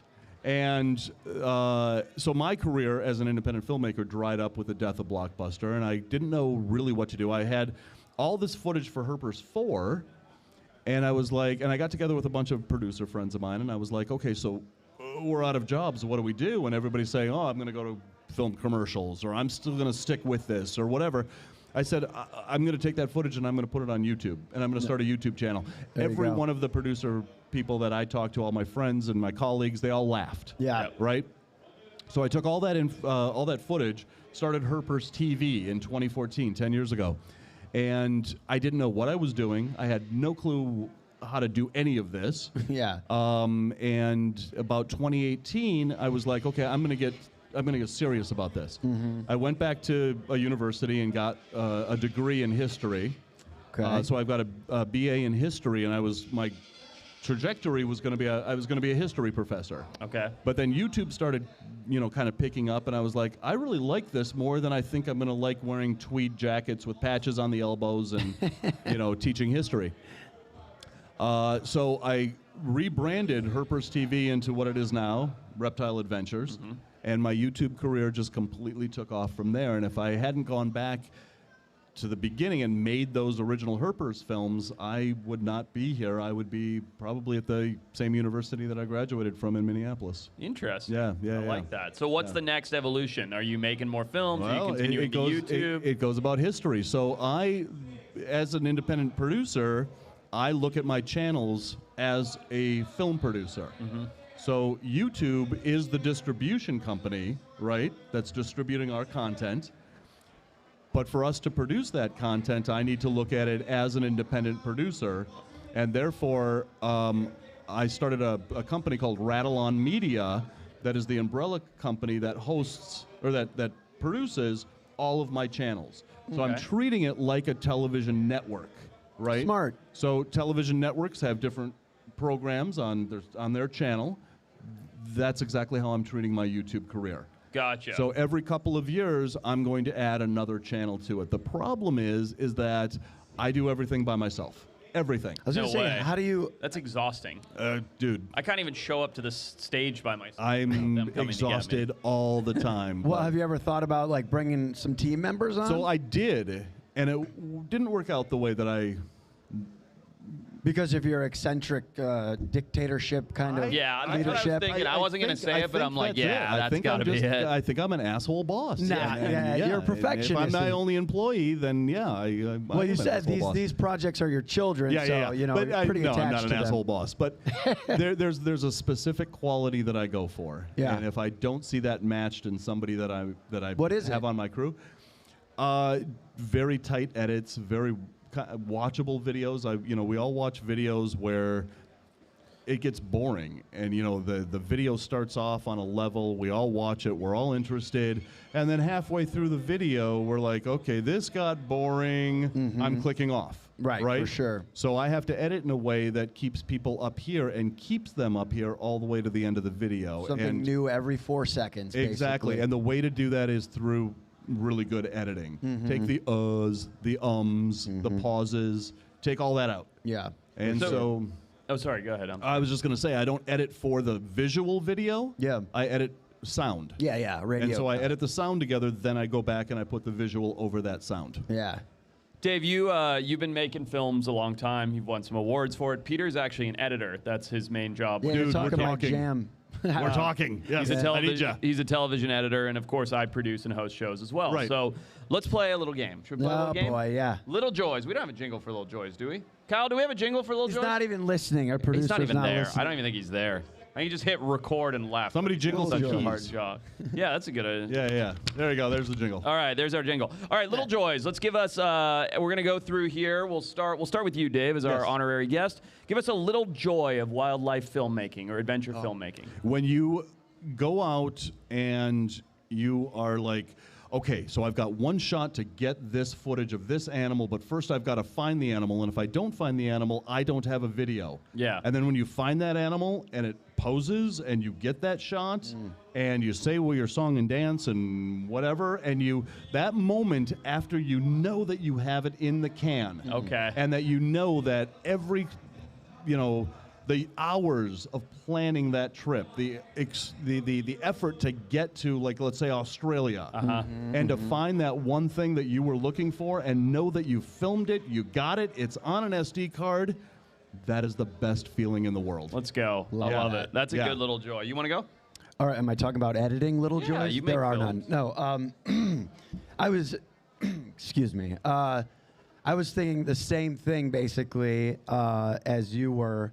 In my head, I was just thinking, like, when you're doing an edit, and editing takes so long and so many hours, you're just looking at a screen, you're making so many cuts and things that you do. It's that moment where you play it back after having not, like, played the whole thing back yet, really. You're just going through, and you play the full 2 or 3, whatever minutes it is that you just cut, and it actually, like, works for the first time, and you watch it, and you're like, okay, that's good. And then, you know, When you hit that pick shortly after that moment goes away and you watch it again, and you're like, this sucks. And you go right back to it, and you're just like, I got to fix all this shit. Like that moment when you first are like, that's good. That's a good when moment. you yourself enjoy your own work, that's the best feeling in the world. It's almost impossible as somebody who edits, because you are, like, so into it, to take a step back out of it and watch the whole thing after you're done is like, you know, it's hard because you've done so much little things in there. You're like, I know every little thing that happens. I got 2 little joys. They're both short. One is the fact that for my, and there's all the big joys, right? Of like finding the thing you're for me, that's a big joy. Finding the thing you're looking for, having this incredible adventure. Little joys, I got 2 that I'm going to give. One is the fact that I get to travel and work with a group of my best friends. That's awesome. And it's just like, my wife calls us a traveling fraternity, but we're just like, I'll pick up the phone and be like, hey, in 3 weeks, do you guys all want to go to the Amazon and film? Or do you all want, and they'll be like, yep. How do I get in? Can I get in that group? You want to go to the Amazon? Wherever you go. I just got to get out of the house. Well, we do. more. We do this give me a twice call too, month. dude. Yeah. That's a little Great. joy. I I'm wanna telling join you, it's this one of the best fraternity. things. And then the second is the side quests, as the kids call it. So it's like, you know, your goal is to go to this place and film this thing, and then something magical happens while you're doing it. You know, it might be like you see something really interesting, you veer off the path, and you're like, all of a sudden you're in front of this boa that you've never seen, or this group of ants is falling out of a tree on you, or whatever. And it's just Been this, there a like, lot. this little side quest thing happens, and you're like, wow, never could have scripted or predicted that in a billion years, and it was one of my favorite things of the whole 100%. trip. Yeah. That's very 100%. cool. I feel like there's 2 types of people.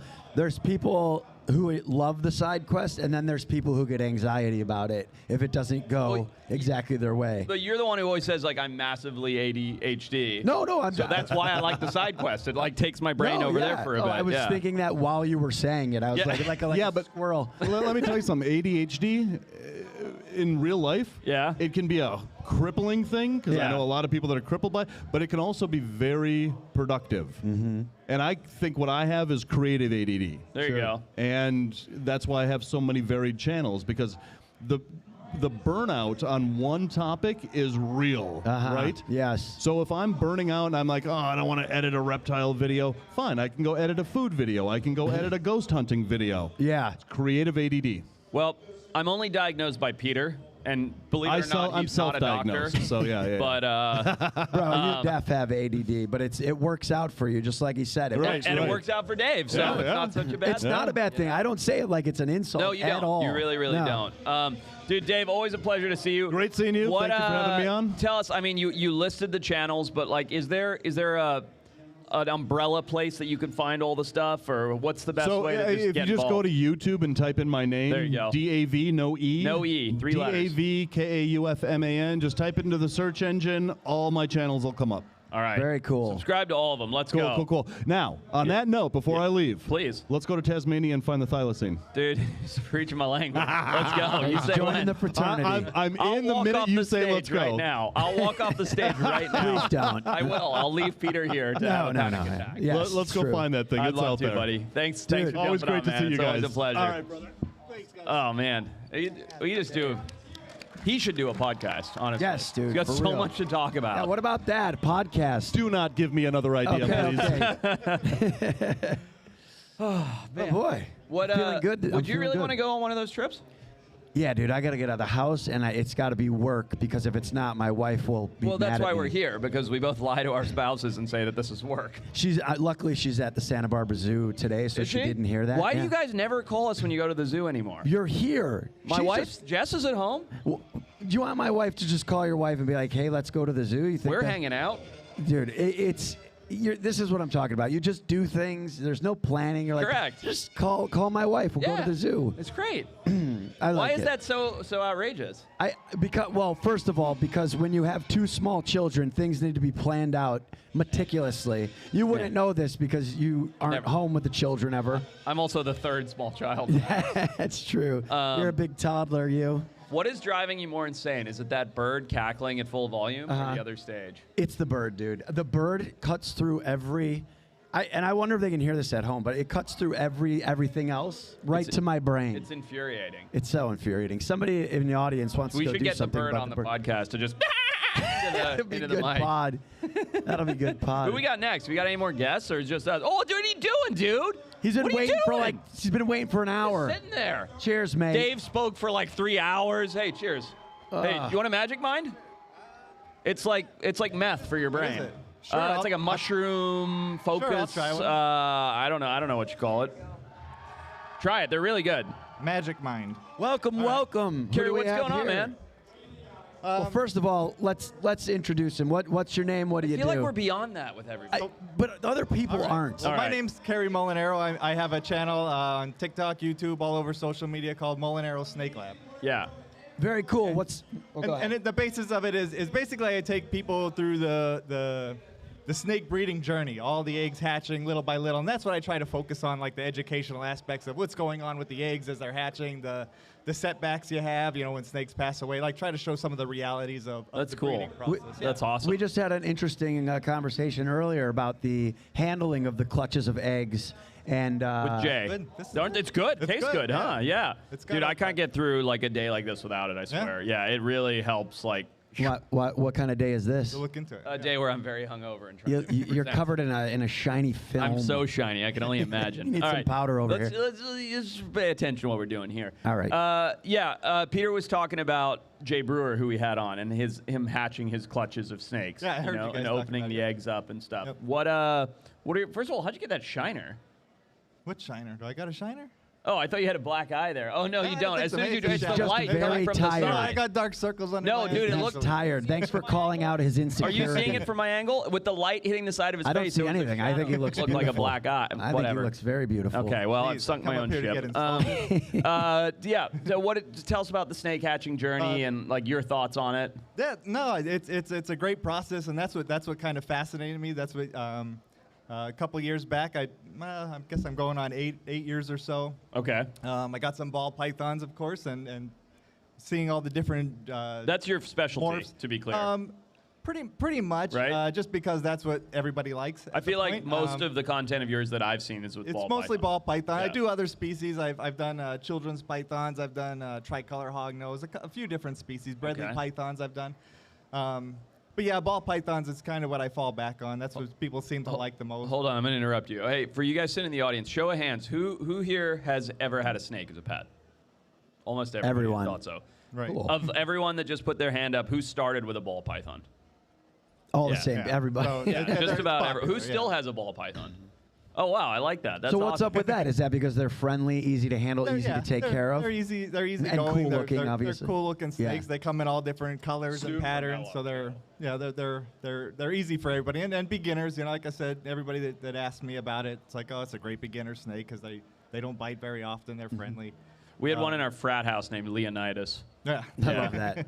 Yeah, I felt bad Great for name that for a snake. snake. It Oh, was. yeah. You guys are probably terrible. So to it. you've been doing ball pythons a long time. You do the Yeah. morphs and all that stuff? I do some of the morphs. Yeah, I do a bunch of them. One of the recent ones I got into was they call it the monsoon, and they're Explain. one of the newer. Well, I guess they've been out for a few years now, but they're kind of getting more popular as people breed them. But really cool looking pattern on them. Still fairly rare to come by. Still fairly expensive. Yeah. A few years ago, I bought a pair of hets, so it's not even a visual. It was just a it carried the gene, but it wasn't visual. And I think I paid like $7,500 for just a pair that weren't even visual. Yeah. But then down the road, it's an investment. You know? So you buy it, and then the visual comes like many generations down the line? Well, when you pair two heads together, you have the potential of producing some visuals. Gotcha. So that's what I was after at that. Yeah. Cool. How many morphs are there? Is there a number that can be said? I'm guessing at least 4,000. I feel like people just make it up. They're just like, oh, this is a new morph. It's got a slightly different scale spot. And I don't even focus so much on all the different morphs, just because there is so many of them, and you don't even know what you have. Like sometimes when you're pairing 5 gene animals all together, you don't know what's really in there. You're like a unless chef you have a really making a recipe. keen eye Yeah. And they have testing out now where you could send snake shed in, and they'll genetically test it for you and say, okay, it's got this, this, and this in it. But I'm gonna upset some people and upset you here, and I want to have an intelligent debate about it. Okay? Absolutely. I'm staying out of this. Huh? I'm gonna stay out of this. Nah, you can weigh in. No, God. My opinion as a biologist, just from an outside perspective, I've never been into like the hobby of snake breeding and all of that. I've kept snakes, but I don't breed them or anything. Is that the designer snake thing? The designer anything, like tigers, anything, is sort of an abomination. And I mean that not in an offensive way, but it's like something that we have entirely constructed. These animals would never survive in the wild for the most part, outside of the cool colors and stuff. And that's the part I like. It's the genetic bottlenecking that takes place. It's the fact that they get deformities, like combat me on that. Like, why is it not a bad thing? I'm not even going to argue, because I look at it from a similar perspective. When I breed my snakes, if there's any sign of genetic issues, like the spider gene is the popular one. What's a spider gene? So the spider gene, it's just a coloration or a pattern more, I guess, variation. Sorry, I got to interrupt just real quick. He's got to grab his phone. It's on the chair. He's sorry, lost without his phone. Oh, you lied. No. Oh, good. It's under there. It's in the side. This is good pod. Hooray. This is good It pod. had to Bye, be Dave. done. Dude, do you know how terrifying it is to lose your phone for a guy like him? Yeah. Terrifying thing. But yeah, so the spider gene, it's got, I guess the pattern is it's really like, it looks almost like a spider web. It's really thinned out, kind of mutation. Sounds cool. Really, What's wrong it's with really it? pretty looking, but it gets a head wobble. The whole snake gets a head wobble? The head, That's the what head I'm of the talking snake about. will I shake. don't like that. And it causes issues. So anytime there's different morphs that have issues like that, I cancel them out. I mean, I'm not looking to breed things that are lesser quality. So the snakes that I breed, I make sure they're healthy. The parents are both healthy before. I'm not a big breeder. I don't breed in mass quantities. Okay. It's very small. Like I said, the more thing that I'm focused on is that journey of the egg hatch. And I find that fascinating, the way the eggs hatch. It's kind of like what Jay said, too, about the hatching of the eggs. And the question earlier that I was getting at was, Jay was talking about helping some of the eggs hatch. And do you do that, too, or do you just do it naturally and so let I was them? listening to that, and I kind of like to let them naturally. Oh, let's go. Let's dig in. I like both perspectives. This is exciting. Yeah. Let's go. Get Jay up here. Let's fight. Now, I can't argue with evidence. I mean, he does, thousands more Lot of snakes than I do, snakes, and they come out healthy. Yeah. So I can't really, I don't argue with it like that. I don't think there's anything wrong with it. But me personally, I guess, I don't know. It's You're a purist. the way I feel about it. Yeah. Just like let them but go. say more, now because I will. we're uneducated on this. Like Now, what? So I let them hatch naturally. They use their egg tooth to slice open the egg. Now, what I do is if the eggs go past the due date, usually for ball pythons it's about 60 days, 55 to 60 days. They're fully developed inside, and if they reach that 60-day point and they're not hatching, to me that's like, okay, there might be something wrong. Like Jay was saying, they might lost their egg tooth, they might not be strong enough, they might not be in the right position to cut the egg open, and if they stay in there too long, they're ultimately going to die. Yeah. So if it goes past that due date, then I kind of You just do like a I'm like, slice. I'll cut it Yeah, you open give 'em a hand. to open it up. Interesting. Even there, I have a clutch right now that I'm posting videos on that. So it's before they were at like day 55 or 57, and one of the eggs went bad like at the last minute. And I was like, that's kind of weird. And I opened that egg up, and sure enough, the snake passed away. So then How bad did that smell? So. Rotten eggs, You know like what? the worst I caught thing it, in the I caught world. it early enough, so it wasn't Okay. too bad. But yeah, a couple more days, it's awful. It's terrible. So yeah, so I started cutting because that one egg went bad. I was like, well, I don't know if there's something wrong with the clutch. So I decided a little bit earlier than I normally would. I decided to cut them all and try to get them out. So what got you into snakes? So it's from the get-go. It's just been always something. Like from probably like most people in here, you know, I was outside looking for critters outside. Where'd you grow up? Snakes. Northeast Pennsylvania is where I grew up. I'm out in El Paso, Texas now. The Marine Corps brought me there, dropped me off. So I've been out there. Wow. So you were in the Marines? I was. Yeah, I did 9 years in the Marine Corps. Very cool. So what kind of snakes were you catching out there in Pennsylvania? You know, you come across a lot of garter snakes. Garter like snakes? Just around my house when I was a kid, you'd find out in Texas. You know, I do some hunting and fishing out there, so you come across the rattlesnakes out there all the time. And then you were just like, I want to make cooler snakes. Yeah, and it was just like in high school or college, I got some ball pythons and some boas, and that I kept for a while. I got rid of everything when I joined the Marine Corps, and then once I got out and I settled down, I was like, you know, I'd like to have a snake again. So I convinced my wife to let me get another snake, and then Good on her. Where's the hobby going? So we've come from here's a ball python that looks like a ball python to here's 4,000 variety of ball python. You know, I don't even know. Right Where's now, it going next? Right now, the market is hurting because of during COVID, everybody got into it. You know, they wanted to make a quick buck or whatever. So got into breeding. Got into breeding. But not just keeping them. Not just keeping them, Interesting. but breeding them. So you had all these people who were buying huge amounts and starting breeding huge amounts, and now the market is kind of saturated. There's so many people breeding. You know Kevin, right? That I do. Yeah, Kevin was saying the same thing to me last week. He's like, the industry's dead. So it's like I don't even know what a snake industry is, but now for me, it's in my position. Like I said, I'm not a big breeder, and I have a popular channel and that, so I don't have a problem selling mice. So I don't really feel the effects of it. But I know some of the bigger breeders that are breeding in quantities are having a hard time moving the snakes. I don't personally have that. Can I ask you a question? And I don't know the answer. This is not supposed to be a baited question.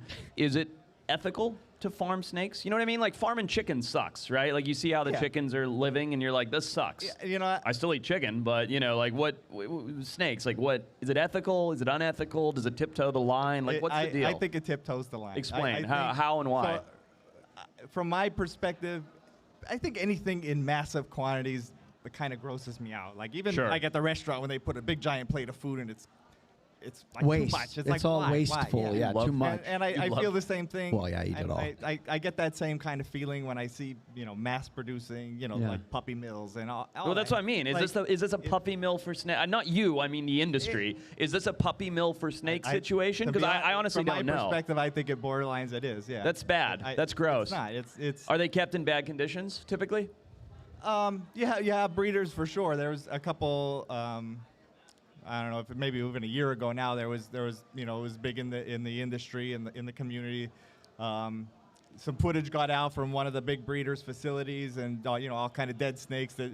Obviously, they're really they're skin and like bones. Dead, like lying in their tubs and stuff. Tubs, yeah, and the skin and bones. So obviously, they haven't been checked on in months. For them to get to that point in time. So yeah, I think there are some breeders out there that just produce too much. Is this a known thing within the industry, or is this relatively like to you folks out here? Nearly 50% of you raised your hands when I asked if you had a ball python. Did you guys know that this was the way that they were produced? And did you? I don't know. Like I honestly don't. I've never had a ball python. Yeah, I think a lot of people, and it gets to the point. Like for me, when I like I said, I keep a small collection. I maybe have. Maybe 100, a little more than 100. When By the way, I hope you don't feel like I'm targeting you. I just feel like you have insight to this. No. So like my collection, and I feel when I get more than that, it's difficult for me to take care of. So I can't even imagine. So you and know I don't your have limits. A staff or anything like that. It's me. But so when I get more than that, it's like okay, I got to start selling off or well, you're not doing it to make money, really. No. Yeah, you're doing it as like a passion. And to be honest, for me. I started like the Instagram and all that just to get just to show different people what I'm breeding, and then the channel ended up TikTok. Once I started on TikTok, it took off a life of its own, and now I make more money on the videos than I do actually selling the snakes, which I kind of like because then I could cut back on how many snakes and how many clutches a year I have to make. So I just focus on the journey of a handful, 10 clutches a year. And that kind of takes me through. Which is like why you started doing it, is the artist. The educational aspect. Do you feel like an artist? I do. I feel more like an artist than than anything else? Yeah, and that's what I like. I like the production of the videos and that whole aspect. So the filmmaking and the behind-the-scenes stuff.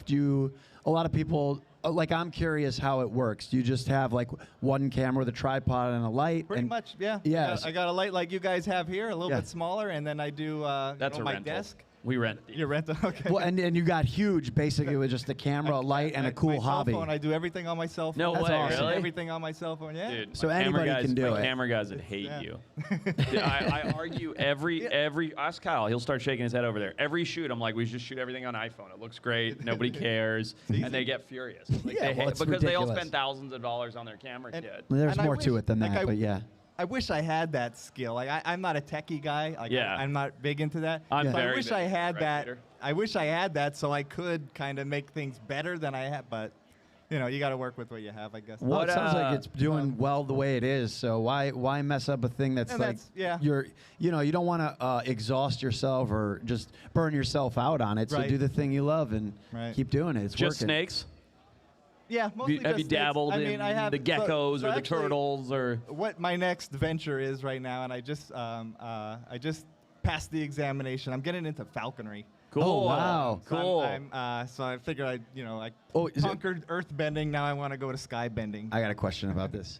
So, I kind of know about this, but the test you can only use certain falcons to start, right? You have to start with like It's different states. It'll go state by state, but typically an American kestrel or a red-tailed hawk are what they kind of recommend for beginners. In some places, they'll say a Harris's hawk. But as that's well like for that's beginners. mandated. Like you can only use those until you graduate. Depending on the state. Depending on the state. I think there's more options. I'm in Texas, so I think there's more options in Texas, but you find a sponsor, and my sponsor was like, look, start with the red-tailed hawk, and then go from there. So that's what. Yeah, it's quite the involved process. And like that's, yeah, Oh, it's massively. And it's like I- years of Yeah. work. And Yeah. I was listening to earlier about some of the guys talking about the venomous snakes, and I know again different snakes or different states are different, but in Texas you could just go out and buy a gaboon viper. You could just go out and buy. And I had a girl, That's a insane, young. by the Yes, way. it Like, is. Is that okay? I don't even know. And so I was thinking, it wouldn't be a bad idea to have some sort of mentorship program to get a permit to keep these venomous snakes. For sure. Yeah. Even I think there so. was one day I was at our house and someone rang the doorbell. I went outside and it was one of the neighbor girls down the street, young girl,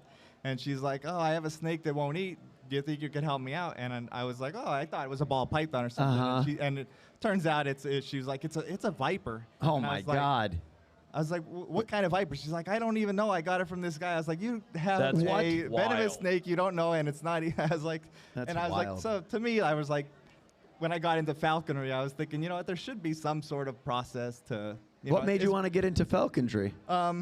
Falconry. Falconry. Again, I'm Closer. I've been an outdoors guy, so when I was on deployment in Afghanistan or in Iraq, we went to we got a weekend leave. They let us go over to Qatar, and we were kind of wandering the markets, and I ended up wandering into a falconry shop, and that was the first time I ever saw that. So they had a bunch of birds with the hoods on, sitting on the thing, and all the equipment, and I was kind of fascinated by it because it's big. It's real big in the Middle East. I didn't know that. That's interesting. Yeah, falconry is huge out there, and those guys, there's no. They hunt they use like golden eagles to hunt there's- jackals. Yeah, it's there's, like, crazy. races. I can't, Yeah. is It's there like a channels? whole Like there must be channels on YouTube about this. yeah. That's crazy. Yeah, a lot of it. Yeah.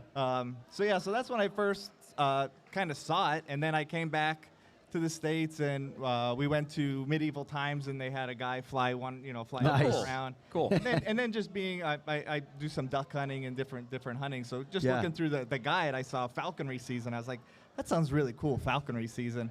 And then I was at a Renaissance fair.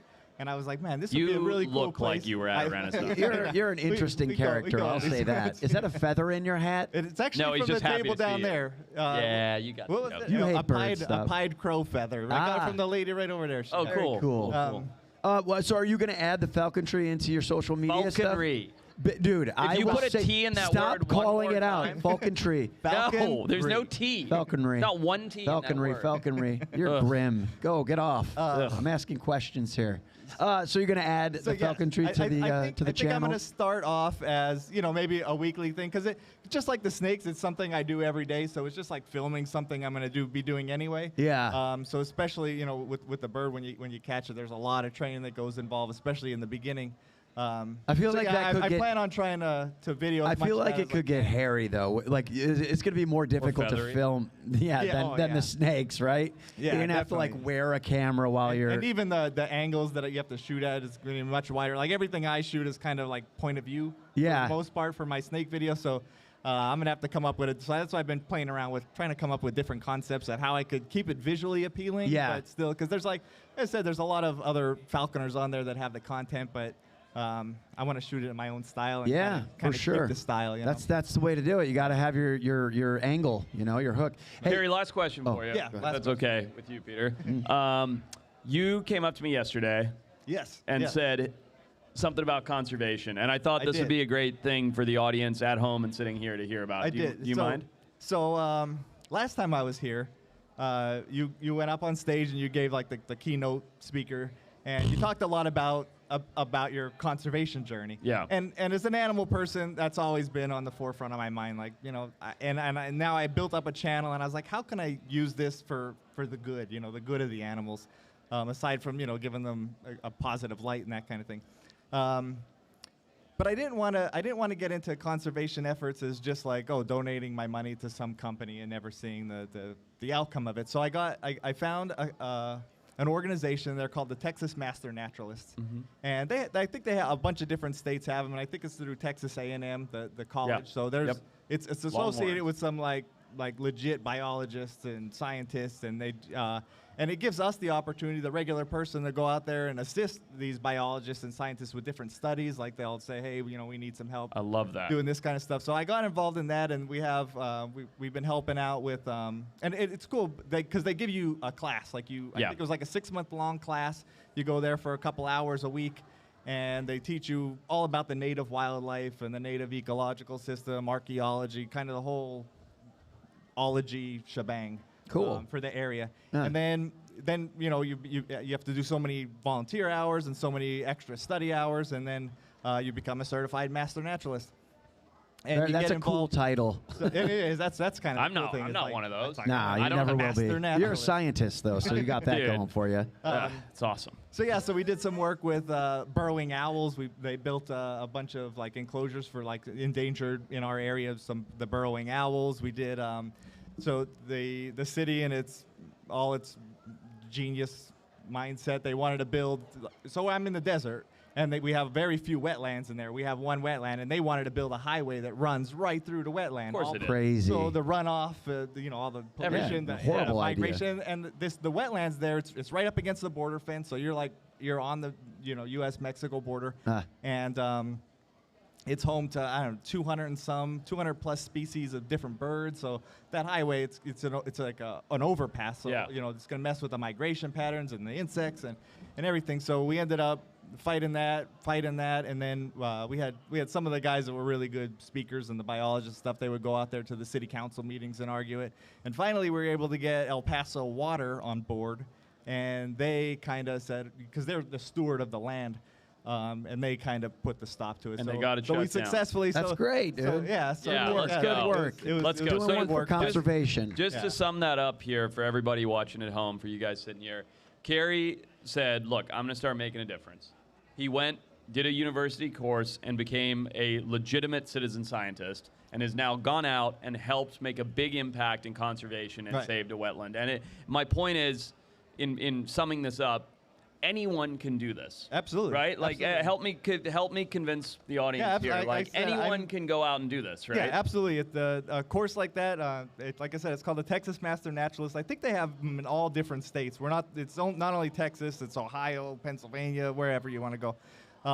But yeah, check them out. You get involved with the scientists. They take kids. They have junior. There's junior kids doing it. They have a junior master awesome. naturalist. So it's a great way to get people educated. It's a volunteer network. You kind of do it as much or as little as you want. Like The other thing that I got to do is through the Master Naturalist, I became a conservation ambassador at the El Paso Zoo. Let's go. So I go there at the zoo and I could sit there and That talk. sounds they, like they have fun. they have real cool. They have an Aruba rattlesnake. She went and got sandwiches. She did, yes. Sorry, no, Gary. no worries. He has ADD. It's okay. I do, yeah, it's true. It's insane what he just did. I mean, So it's- they have a at the zoo they have an Aruba rattlesnake, which is I think there's like 230 in the wild right now. So different things like that I get the chance to go out and talk about and So it's really at the fun, zoos. man. You're making a it's- difference. It's fun. It's not just easy. work. They give you some good training. You know, you learn a lot about the environment and the issues impacting it. So yeah, I love that, cool. dude. That's, to me, honestly, like, that's And the you best inspire thing me, I've so heard is thank that you. you're going out and you're volunteering your time and effort into conservation. It's my favorite thing that I've heard at Animal Con, I swear to God. Thank you for doing that, Gary. Thank you, brother. Dude, thanks for coming on the pod. Real quick, where can people watch your channel? So yeah, check me out on just type in Molinaro Snake Lab pretty much on any social Everything. media platform. I'm out there. I have my own website, molinarosnakelab.com, and just Hey, give him a big, like, an MOLINAR. aggressive round of applause for helping. Thank you, everybody. Thank you. Thanks, buddy. Appreciate you. Thanks, buddy. Good to see you. Sorry, did you have one more question? Did I blow it? Probably. I don't know. Kyle told me to wrap it up like 18 minutes ago. Is it? Are we done? Are we having anybody? I don't know. Kyle, are we done? Oh, No. okay, good. This is really fun. I feel like we've hit our stride. I've hit my stride. I don't like I'm the on the- sandwich comment. Well, Are you it's just like insane? I Are you was hosting a pointing out how Gordon podcast? and Sam always bring sandwiches, and then but they walk nobody in. knows that. Like, that's the horrible pod. I don't care. Well, I know you don't. Have I ever cared about that? Well, yes, sometimes you do, but not when you've been podcasting for 4 hours. We're coming up on like hour 7. Your sheen is just Dude, getting if you more and tell more me I'm sheeny. shiny one more time, I swear to God, I'm gonna punch you. Well, you're gonna punch me anyways at some point. You punched me when I walked in this morning. Well, and then I gave you a big hug You and did. jumped on I your was back. mad and then very, very warm and fuzzy. Dude, I just learned a lot, and that was really interesting. And There hasn't been one guest where I haven't learned something new. And what's crazy is we have guests who we've had on before. I know. Times. And Yeah, just well, it's like, because Patrick's not here, so we're able to like get things done. so much better. Yeah, you can't get anything done with that guy around. He's too busy being like, yeah. Yeah, dude. Yeah. I'm cool, but he does come up with good games, and he's a good producer, so He does. keep That's him true. around. I think the most shocking thing that I've learned is that Corbin married his alligators. Dude, I got to watch that video. For anybody who wasn't here earlier, Corbin Maxey has a video where he wedded his alligators, and he may or may not have paid $100,000 for the wedding. Yeah, unclear. Who do we got next? Do we have a schedule shenanigans? Do we have? Oh, Kyle? here we go. Let's go. Let's go. He's got to get an animal. Who is it? Jay, come up here for a second.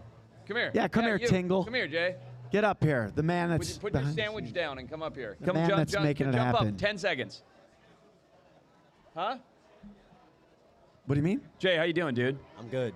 How you feeling? No, you got it. No, it's your interview. I just putting Jay in the hot seat for a second here. This is Hey a guys, mess. everything that you're seeing here, walking around, all the vendors, the fact that there was a water buffalo kerfuffle yesterday. And a It's camel. this guy And a a camel. We were supposed to have a water buffalo and a camel here, and they shut it down. But that's not my point. My point is Jay right here. This guy's put it all together. Okay, give him a round Thank of you, applause. Jay. This guy's Thank killing you, it. guys. Great If it Animal wasn't Con. for him Appreciate and it. everybody else at the Reptarium, there would be no Animal Con. You guys are doing this. You're carrying on Brian's legacy. Of course. It's absolutely awesome. Thanks Keep for it going. man. Keep it Appreciate it. growing, Yeah. man. It's And great. we'll be here every year. We're doing it. Thank you. Absolutely. Appreciate you. All right, buddy. See you in a bit. All Now right. get He's- out of here. He's also the guy force feeding animals to every guest. Exactly.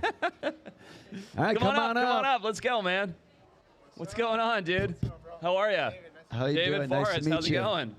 Good. How y'all Dude, doing? good. Let's talk about some geckos. Let's do Is it. that a gecko? Yeah, it's a very odd looking gecko. It's a color-changing gecko. No, so you're. Tell that's me. cool. Yeah, introduce yourself. Tell everybody about what you do, and let's chat about it. You don't have to put those on. You can if you want. But do move the mic over if you don't mind. Let's do that. There we go. All right, so what's up, everybody? My name is David, and I actually own a company named Tikis Geckos. I'm primarily a business that deals with selling reptiles and all sorts of animals and stuff. But because we wanted to do a lot of marketing, reptiles are so visually appealing, it draws so much attention that it was a no-brainer to start a YouTube channel, TikTok, Instagram, and all of the above. Nice. Yeah. What is your favorite gecko species? My favorite gecko species is, I go back and forth. I think the New Zealand green geckos are up there. Okay. Gargoyle geckos right now are just like super dear to me. That's your thing? Yeah, Okay. just because just the potential that they have. And I just love breeding animals and trying to push the boundaries of the colors and the patterns that you could create with them. So I like the gargoyle geckos a lot for that right now. Why geckos? We got snake guys, we got lizard guys, we got a monkey lady over there. Why geckos? Geckos are, so because I am, ever since I was a little kid, I was fascinated with reptiles. You grew up in Venezuela, right? Yes. Did you see a lot of reptiles in Venezuela? Yes. So when I was very young, my dad and I would go into the rainforest in Venezuela. Cool. And we would just go herping before I even knew what herping was. Uh-huh.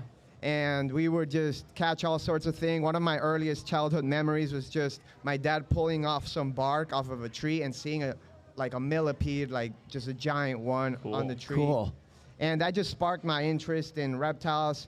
We came to the United States. Venezuela's not the best place right now, or at least when we left. Right now, it's a mess. Right now, it's a mess. It's bad. gotten better. Has it? That's good. It has, but it's still not there yet. I feel like, Not what a good was it, 6-10 weeks ago, there was all this like media around, the Venezuela being shut down and the streets and no fuel and like it was crazy. Yeah. The thing is, obviously it's a communist government. Yeah. So that's part of the reason why we had to basically flee and come to the United States on a month notice. So 1 month we're living in Venezuela, everything's fine. Things happen. In Venezuela, it's very common for people to get kidnapped and stuff. My parent, things happen and then your whole life gets flipped upside down. You come to a new country, and this is, I think a place that people that live here and always have lived here kind of don't understand the value of what you could achieve here. Yeah. So me as an immigrant, I moved over here, and I definitely saw my parents go through it, work very hard, and that inspired me to create my own business and try to provide and help. That's awesome, man. So you're getting settled here. You're doing good, and you're crushing it. So you got started in the it's all reptiles really, or all. You have more than just geckos. Yes. So the geckos started it. My passion. The thing about gecko, you asked why geckos earlier. Yeah. Geckos are. There's so much variety with them. There's different types of lizards. Geckos and skinks probably have the most species of any lizards. Okay. And geckos are very easy to keep, and it's not like a massive lizard that, a gecko anybody could keep. You live in an apartment, you live in a dorm, you could keep a gecko, right? They're like a dog, and there's kind one, of. Exactly, and there's one for everybody. Yeah. If you like green geckos, there's green geckos. If you like slow, terrestrial geckos, there's a gecko for you. So it's just so much possibility. And they're just, I don't know, something about them just draws my attention. Yeah. Are you familiar with the story of the rediscovery of the New Caledonian gecko? Yes, I am. Can you explain that a little bit? Yeah, so the New Caledonian gecko was thought to be extinct up until the early 90s, and there was a big tropical storm. Some scientists got a hold of a few, and then we had some herpetologists and hobbyists here in the United States that flew out to New Caledonia. Because they couldn't believe that they were rediscovered. Yep. They brought them back, and they're like this big, by the way, if you didn't know that. They're the largest known living gecko species. The giant gecko, yes. Yeah. Rhacodactylus leachianus. But those are not the ones that we thought were extinct. It was the crested geckos. Oh, okay. Sorry, I thought it was the same one. Anyway, but please continue. Yeah, no, because there's a wide variety of New Caledonian geckos. Mm-hmm. The crested gecko in particular, which is I would say the most popular in the pet trade, is the one that we thought it was extinct. Okay. But the crested gecko was really the gateway drug that introduced the reptile hobby in the United States to all the rest of the New Caledonian geckos. Okay. When they saw the potential of these geckos, they're so easy to keep, so many patterns, colors, then people started getting into giant geckos, gargoyle geckos, and the rest of them. Are you familiar with the Kawakia? No.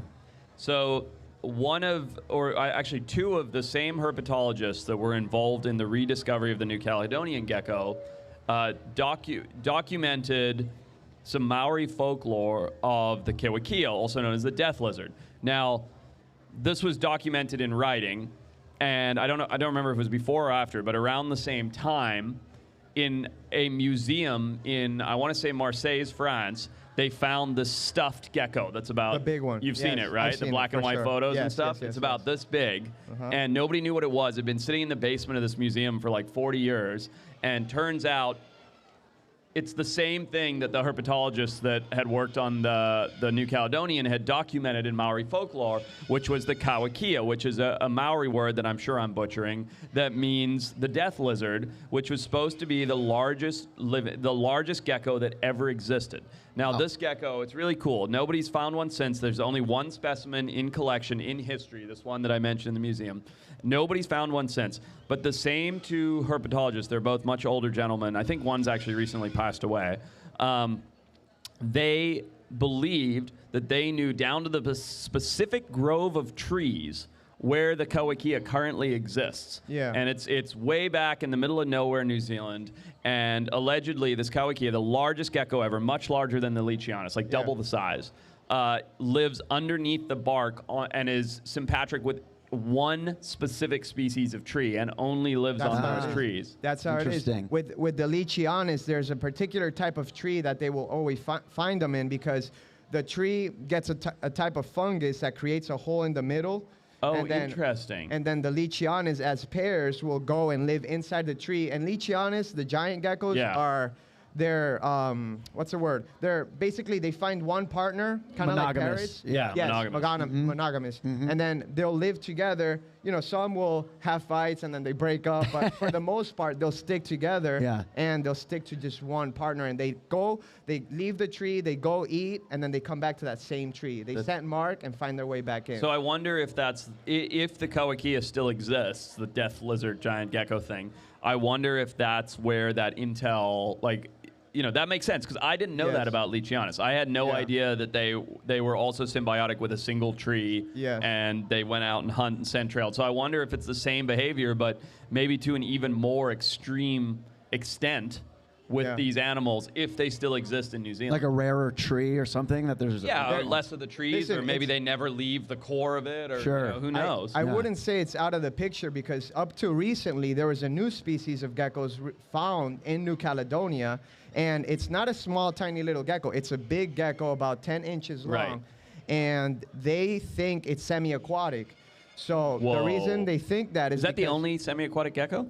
That's what they think, because when the first specimen they found was near a river, and they noticed it has like webbing on the feet. Oh, for swimming. The type of the tail is But then they found two. There's only been three ever like that they've ever found. Live specimens.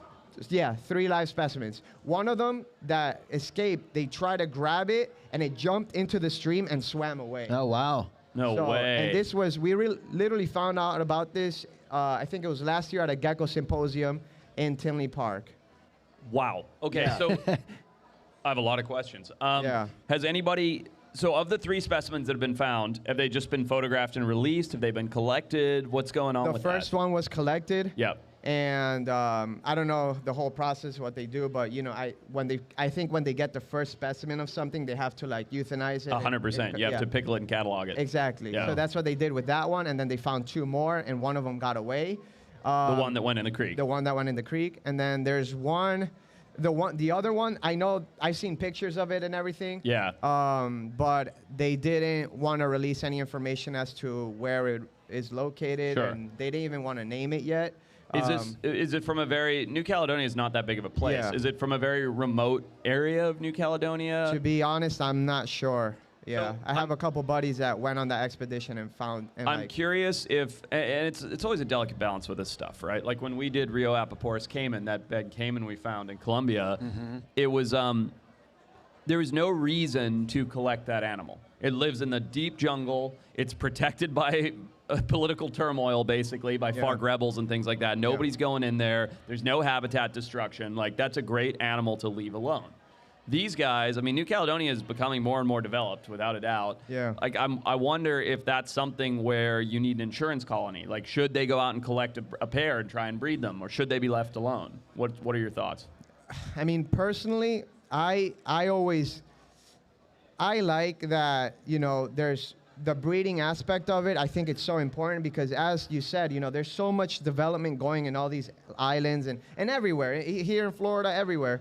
There's so much development going and there's so much natural areas being destroyed that I think it'd be a good idea to collect a pair or try to keep some captive populations. Well, it's an insurance colony, right? Yeah, and then if anything ever happens, that we've preserved the species. If you go wipe out, say, that tree that has the fungus in it that rots out the hull of it, what happens when that fungus dies out because it's too hot out or it's too cold out or it's the rain's too acidic or whatever? A particular species got introduced to this area now, and that just throws up the whole thing off whack. Yeah, exactly. Yeah. Interesting. Well, I gotta go back. You guys are very deep in the.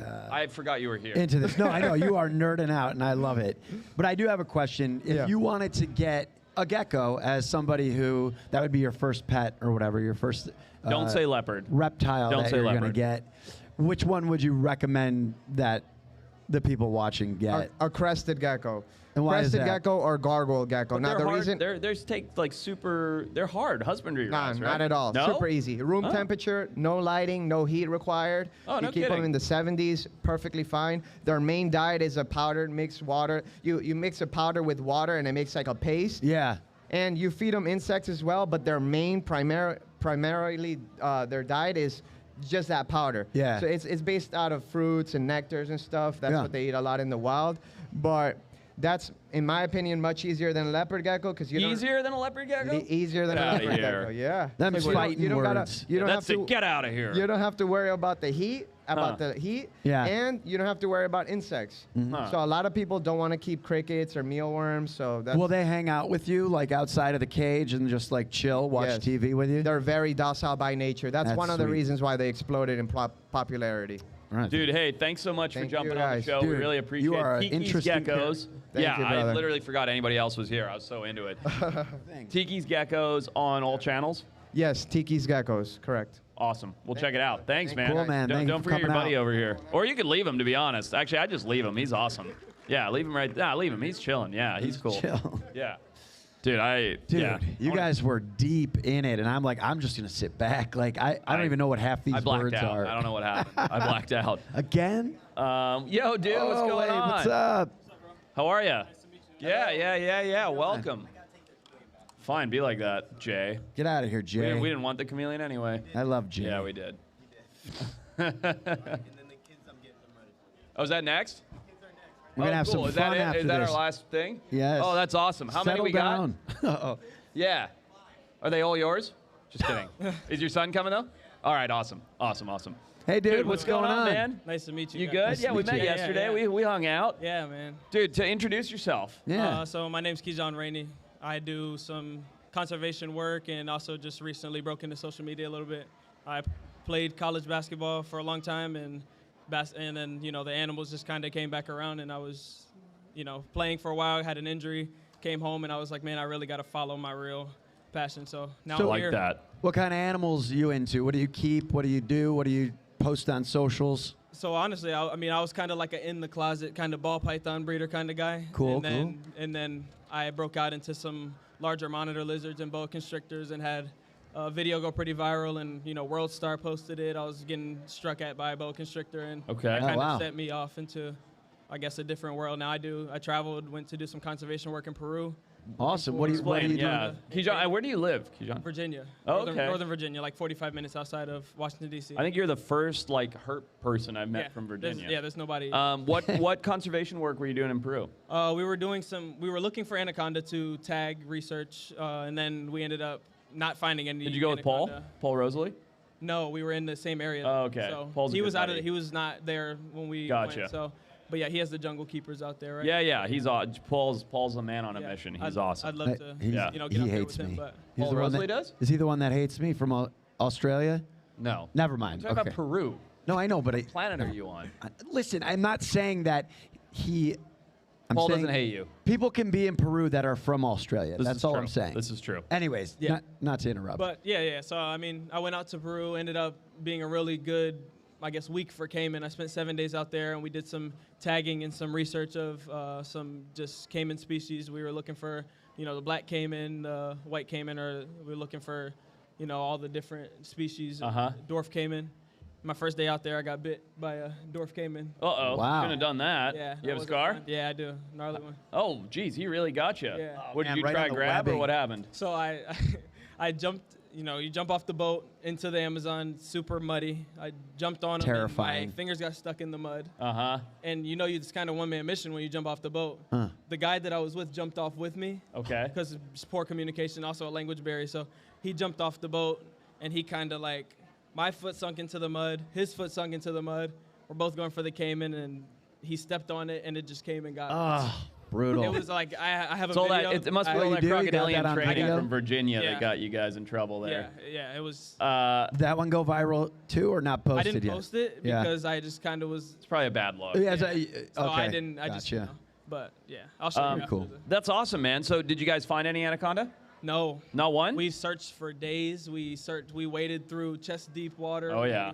I know how It it was goes. cold when we went out there. It was cold. That's probably why, Yeah, man. that's why. But the caiman were all out. I mean. Yeah.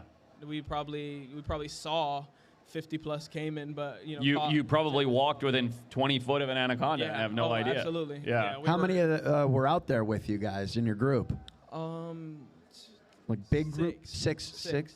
4 were 2. Well, it was me, and then I had somebody filming for me, and then it was 2 other guys, 2 scientists from Germany. Cool. So, What's Cool. go ahead. nice You got a little question? Oh, I don't know. Cool. So you got any plans for your next conservation effort? Yeah. I mean, I'd love to just continue to travel and do conservation work and meet fellow people who are into the same thing as me. That's my main thing now, is just networking with other people in the niche, because my area is not known for reptile keeping. You're like the go-to guy there now, though. Yeah, gotta I'm be. collecting everybody's animals that they're dropping off. Somebody has a turtle. Somebody. You're has doing like rescue stuff? Yeah. So I mean, animal needs a home, you're taking it in? Not by choice. But I feel that. by dude. heart. if not, Dude. they'll let them go. That's so, the I got do that. 91 animals at home for the exact same reason. Yeah. I want exactly 0. Yeah, I don't. I just kind of say no. If something needs a home, I'm like, well, I guess we'll take care of it. Yeah. There's a couple species that I'd like to keep, but now since I'm traveling and on the move so much, I'd prefer not to have this stuff, Yeah. but I just can't say no. That's interesting. So you'll leave for what, a couple weeks at a time? Yep. And is there somebody there to help take care of the animals? Yes. That must so, be. So luckily, my father kind of had a similar situation to me where he had snakes, but he was also playing college basketball, so No, he no knows what way. to do. It's like legit Yeah. walking in his shoe steps so or whatever. So it's he called, knows what to footprints. do. So when I leave, he's not so much into my monitor lizards and stuff. So Yeah. he's like, I'll change the water, but stay away from me kind of thing. He keeps them alive. But he keeps my stuff alive while I'm gone, and I have it hooked up with timers and cameras so I can check on everything. Did your dad inspire cool. you to get into this? Is that where that came from? It's the crazy thing is I didn't know until I asked for a snake. Oh, And then really? He was like, "Oh, let me show you these pictures." I used Oh, to no have way. snakes because my mom Wow. wasn't letting me do it. Yeah. And then he was like, "Come on, I had a snake when I was younger," and I was like, "You had what?" It's crazy. You'll find out these things about your parents Yeah. way later. It's like, what? Yeah. You had a huge passion about snakes and reptiles when you were a kid? I Yeah. had no idea. It's genetic. Yeah. You have siblings? I do. Are they into it? Not so much. No. It's a really athletic family. My brother plays football, and my sister plays basketball. So nobody. You're a big athlete family, Yeah, huh? yeah, That's yeah, rad. I yeah. like that. You- and you're But, all you from, know- and you've always grown up in Virginia? Yeah, all in Northern Virginia. I feel like I've never, well, actually, Al's right over there, so I guess there's one other. But otherwise, I've never met athlete reptile people. You know what I mean? No, Those yes. things don't Yeah. seem like they go hand in hand. They don't, but I And it's mean, And it Interesting. doesn't because when even now people see the things that I do, swimming with sharks and things like that. People are like, I just last time I saw you, you were just playing basketball. ball? And now you're, Yeah. So it's still. It's hard weird, for and them my to family thinks process. I'm insane, but Yeah. nah, it's cool love though, it, man, though. because you're going after your passion. As far as filming it and everything goes, you just got a cameraman who follows you around I usually? just get who I can. Most of the time, my girlfriend helps me when Nice. I film at home, and then Good girlfriend. Good job. She's filming filming right right now. Good job, girlfriend. she You're helps killing me. it. And then I'll have some buddies. I have a buddy who has a media company in Pittsburgh, so he has a small media company. He tries to help me out when he can too. So Cool. let me ask you a question. Conservation is the most important thing to me. Yeah. That's why I do what I do. Yeah. And I think everybody that sat in that chair today and yesterday all agrees conservation is important, but a lot of people are much more interested in the hobby of reptiles and things like Yeah. that. Where do you see your conservation sort of journey going? What would be your goals to do in the conservation world? Why? Tell me a little bit about it. I mean, I've always had a dream of rewilding wild places. So, Yeah. when I see things like the logging issues in Peru, or I just want to protect land Yep. protect natural habitat is Yep. my big goal. illegal poaching and things like that. Those are all my goals. You know, Sure. it's pretty spread thin. I just want to do all of it. I wish I could save all the animals. It's just honestly, so I'll do whatever I can to whatever species needs help, or you know, I just want to be there to help rewild the wild places. So. I love that. Is there a particular habitat or ecosystem that you're like, that's your favorite ecosystem? I mean, so far, I always liked, you know, that African savanna. I've always loved that, but when I went to the rainforest, it just felt so like, I don't know, like I can't really explain the feeling of like being in the rainforest and what that was like. It was really humbling for me being from a small city. Yeah. Like just being there and just like the silence and the lushness of the forest, you don't really get that. And and I came home and you see like the new development and I'm like, why did they just cut down all those trees? And you see all these wild, huge trees in Peru, and it just is heartbreaking for me, honestly. Yeah. Have you ever been to Singapore?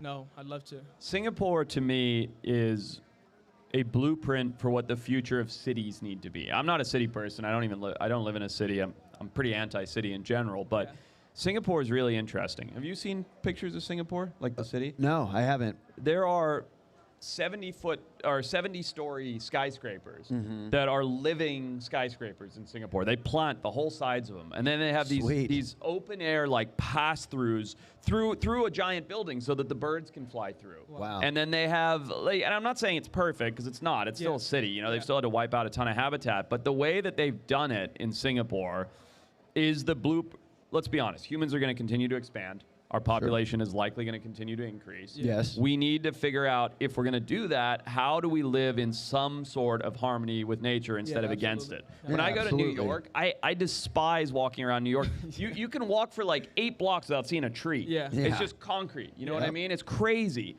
And then you just like, why would we ever make a city like this? It's so like against human nature to be surrounded by nothing but concrete. And you go to Singapore, and at least for me, who still really doesn't like cities, you're like, something feels better about you feel better. Like the air feels cleaner, like everything feels better. Like I felt like I was exactly where I was supposed to be, like where I had meant to be, because like I was kind of like, when I first went to Peru for the first time, I was kind of like nervous about like what to expect. Like, I hadn't really been in a situation where I, you know, sleeping outside or like taking. Oh, you were really green. Yeah, that takes some guts right there. My first trip ever was to Amazon. Shut up. 7 days. That was like your first time camping? That's crazy. I thought Dude, good for you. Way to go deep end. Yeah, I've done some glamping, but like when I told myself I was gonna leave basketball, I told myself I was gonna do it for real. So wow, that's crazy. So I went out there and I did it, and you did. And I loved it. And I just wish I could travel all the time. You will, man. Just keep doing it. It's what you're here. You're networking. You'll get to go on more adventures. That's what it's all about.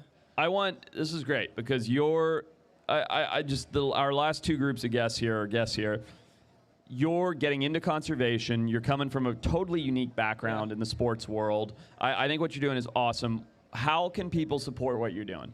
Mainly right now I'm posting on Instagram, but I'm going to start working on developing my YouTube more. So right now I'm just, it's Kejan _ on Instagram. It's KEJAHN _. And then YouTube is Kejan Rainey, KEJAHN. Okay.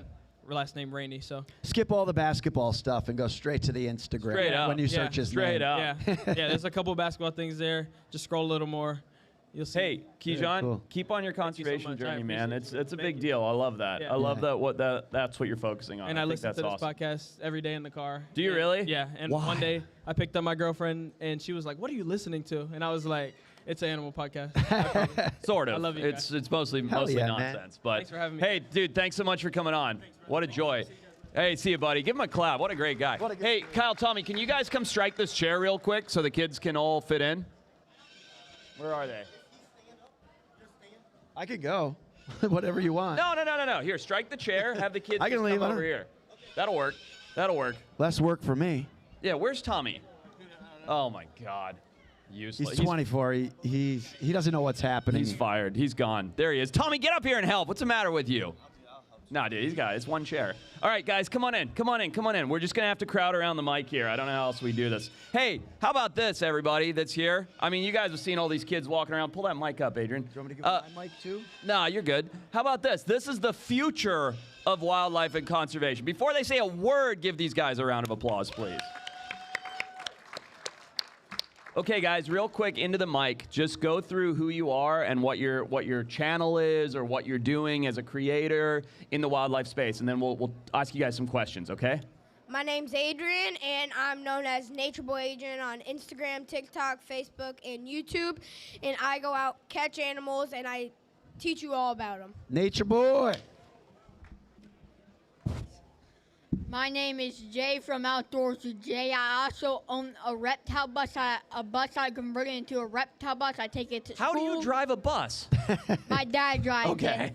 I take it to schools, daycare, outdoor events to educate kids. And throughout the summer, I actually wrote a book, The Cutest Reptile Amphibians. And my friend Taylor Dinkelman actually illustrated it. Cool. Awesome. That's awesome, buddy. Nice job. I'm Adventure Time Eli, and I help with wildlife and endangered species conservation. I also do that through Instagram and social media. And I talk about terrapins and turtles in my book, Turtle Tales. Turtle what? Turtle Tales. Turtle tails? Turtle tails. Gotcha. Cool. My name's Daenerys from Daenerys Winter Spiders, and I work with tarantulas. All right. Daenerys, cool name. I'm Mariana from Snake Master Exotics. You can find me on Instagram, and I post about snakes. Very cool. Post about snakes. That's awesome, you guys. Thank you guys. So let me ask you guys all a question. Any of you can answer this. You got, how old are you guys? All of you, roughly. Just yell it out. Doesn't matter. 14. 10 to 14? 10? 9 to 14 is the age range we got here. How did you guys get into, social media didn't exist when we were kids. It wasn't even a thing, right? It's true. And I certainly didn't have access to a camera. It's a whole different world now. What made you guys go, and just feel free, any of you can answer, shout in the mic, whatever. What made you guys go, I want to make content, I want to share animals and conservation and wildlife with the world? To show my passion. All right. Mom. Your mom? Steve Irwin. Steve Irwin? My beta fish, strawberry happy fish. Your beta fish? My dad's work. What's your dad do for work? My dad used to work for Cox, and someone had a pet fish, and some of his place said, "What are you gonna get for a pet?" And we went to the pet store, and we said, "What is something that no one doesn't really have, and people won't come in my office?" And they said tarantulas. And then, so we got one, and then someone called HR, and then we had to take it home. My mom hated it, and now she likes it. So Is that's your mom what here? Where's your mom? Hey, Mom, come on. Come on, Mom. You're okay now? You're wearing a spider shirt. You got to be okay. All right. And what about you? My dad educated me to like snakes. Oh, I like that. Where's Dad? Where's Dad at? Yeah, let's go, Dad. What's up? That's awesome, you guys. All right, let's do this. Let's take, Peter, you want to ask something? Or I got one? Okay, go ahead. Let's do this. I want you guys to each take turns. Make sure you talk into the front of the microphone. See, I don't even do it, but try and talk into the front of the microphone. Tell us, when you grow up, what is it that you want to do? Come on, Adrian, lead us off. I want to have my own zoo or teach more, so I can teach more kids and grown-ups for the future so that they can be like everyone in this room doing what they do. Awesome. I love that. Yeah. Own my own reptile zoo. Okay. Dude, you're a man on a mission. You're He's on got a your way. reptile bus. He's Yep. going to own his own reptile zoo. Man on a mission. I want to have my own reptile museum, reptiles and amphibians for North America. Okay. Cool. There you go.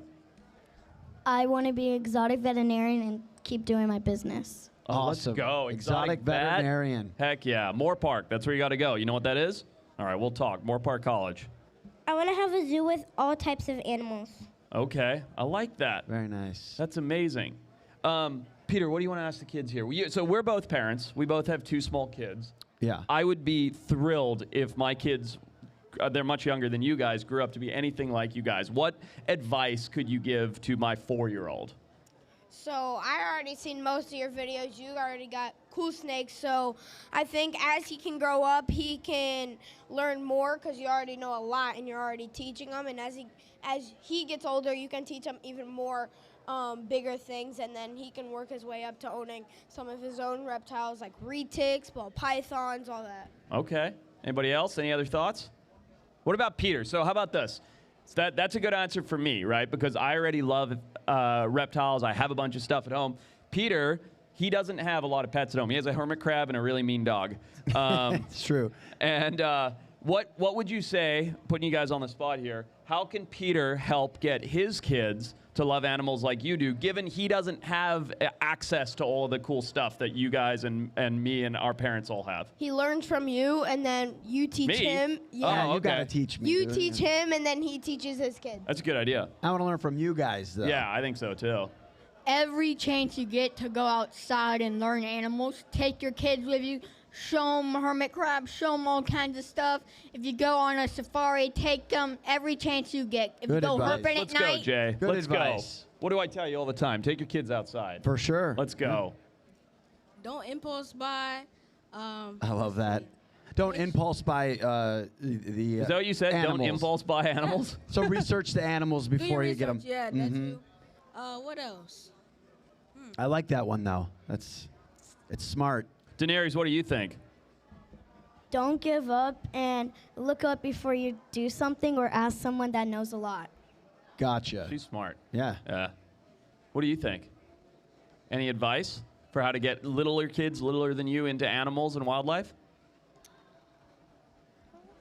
Maybe like if you like a certain animal, like maybe like start to get more used to it, and once you get more used to it, like start to like you can like go meet one in real life, like start to get used to it, and more you get used to it, you can get one, and yeah. Good. If you guys could go on any adventure or expedition to see any animal in the whole world, where would you go? And what would you see? Probably South Africa. I want to see all the crocodiles. There you go. You just love crocodiles. so my answer. That's okay. You can have the same answer. Probably the same answer, but maybe also see a gaboon viper. There you go. I would go to Australia or wherever fly river turtles are native to. Wherever fly river turtles are is that your favorite animal, Eli? Yeah? He loves terrapins? Okay. I would go to Brazil I wonder why. because there's something called a T. Caledonia, a Brazilian jewel, and she is really pretty, and I would like to see her natural habitat. I like that. I want to go to Australia and see a wild lion. Like, just walking around. That'd be really cool to see in Australia. Might be a little lost, but that'd be kind of cool. I got one question. What is the coolest experience that you've had with an animal? Probably with the leucistic baby alligator that they just had at Gatorland. Uh-huh. I got to actually hold and see that one. No way. Yeah, it was That's crazy. awesome. What about you guys? I need a minute to think. Okay. Eli, what do you got? The first time I caught a common snapping turtle. Okay. Oh, cool. Probably with a retic. I went to South Bay Reptiles facility, and I was holding it, and it was going all over me and stuff. Awesome. Nice. At the Reptarium, I untouched the snapping turtle. Do you got? Oh, sorry. Go ahead, bud. Probably dealing with my hybrid snapping turtle that is half common snapping turtle and half gator snapper. Is that a real thing? Oh yeah, very real. Does it have a name? Like not like Frank. Is there a name for Fred. It is Frank. You know, no, Fred. Fred. Oh, Fred. You know Fred Grunwald? Uh-uh. He was the first ever one in America produced them, and I was able to get one. What do they call a common hybrid with an alligator snapping turtle? Hybrid snapper. Oh, well. A lot of snapping turtle Not very original. experiences. Do you guys have any questions for us? What's They're like, your no. favorite animal? My favorite animal? You asked me this before. Do you remember? You asked me last year. It's a gharial. For sure. For sure. What got you into reptiles? What got me into reptiles? I grew up where there were a ton of different reptiles, and I used to catch them when I was little, like you guys, and bring them inside and try and keep all different things. And my whole career of wildlife and conservation and animals all started with catching reptiles. How is it trying to catch the thylacine? Not easy, but we're still working on it. You never know. Maybe one day if we get really lucky. What kind of reptiles do you have? Like only snakes or other reptiles? At home, I have a bunch of turtles. I have 2 rosy boas and a blue-tongued skink. What was your most rarest animal you've ever caught? Peter, you got to answer some questions here too. No, these are for you. You're the big megastar. What are they? Nah, They don't come even on, know say who I am. something. This doesn't matter. What's did. the I asked a rarest animal question. I've ever caught? The Fernandina island tortoise. There's literally only one individual of the species known from the last 120 years. Female. I thought there was a male. Female. Nah. What got you into finding extinct animals? Growing up like you guys, as I said, I would pick up reptiles and find things and build fish tanks and all that stuff. And then I got more and more excited and interested in the more rare an animal was. So the harder the pursuit was, the harder it was to find, the more intrigued I was by it. And the only thing more rare than an animal that's critically endangered is an animal that the whole world thinks is gone, has disappeared. And then I was like, you know what? If I can find that, like, that's pretty cool. And obviously I've had a lot of misses, a lot of things that we haven't found, but having found 8 animals that were previously lost to science, it feels very special to me. What was the first thing you bred? No, I've never bred anything. Guppies, I think. That's not my thing. Yeah, guppies just breed in my tank. What's the rarest animal you own? Good question. Good question. The rarest animal I own is probably a Podocnemus uniphilus. Do you know what that is? It's an Amazon yellow-headed river turtle. They're pretty rare. Oh, yeah. Right, I think? Aren't they called also the Amazon spotted turtle? I think so. Maybe. I That might be actually one of the have common one. names. There Oh, you wow. go. There you go. We did. We got a video of it, yeah. Any other questions, guys? What about Peter? You want to ask him a question? Yeah. Ask Peter What's a question. your favorite animal? And my favorite animal is a kangaroo. Kangaroo. It's an interesting animal. It hops around. It does things that other animals don't do, and it could probably beat me up. What got you into wanting to work with Forrest here? I mean, look at him. He's just a beacon of energy and light. I support what he does. You know, I love animals. I just never... I grew up in a place where there's not a ton of animals, so... You know, I love learning about animals. I love being involved in conservation efforts, making sure that the world will go on and there will be animals for my kids to play with and see and do all the fun stuff that you guys are doing with them. Hey, listen to me, you guys. Of everybody in this room, you guys are the most important people here. Okay, True. you are the next generation. You are the people that are going to help save the planet, and I mean that. And you do that with your passion. You do that by inspiring other kids like yourselves to care, whether it's tarantulas or turtle buses or what was your favorite thing? Cuban croc. Cuban crocodiles, it doesn't matter. You guys keep doing what you're doing, okay? Keep showing to the world how kids can make a difference, because you guys are so important to the safety of this planet, to the wildlife that lives on this planet, to absolutely everybody and everything. You are some of the most essential people on this planet by making the world care about animals, okay? Promise me you'll keep doing what you're doing, okay? I will. Okay, guys? Yeah. Give them a round of Give 'em a applause, round of guys. applause, These guys are everybody. awesome. Let's go. Let's go. Hey, thank you, everybody. Thank you for tuning into the Wild Times. Thank you for coming to Animal Con. Kids, thank you so much for what you're doing. Welcome. I hope everybody watching at home enjoyed all of this. Yeah. And that was Thank that you, was awesome. sir. That was great. That was awesome. Hey, We're thanks, gonna do it Pete. again Good next job, year.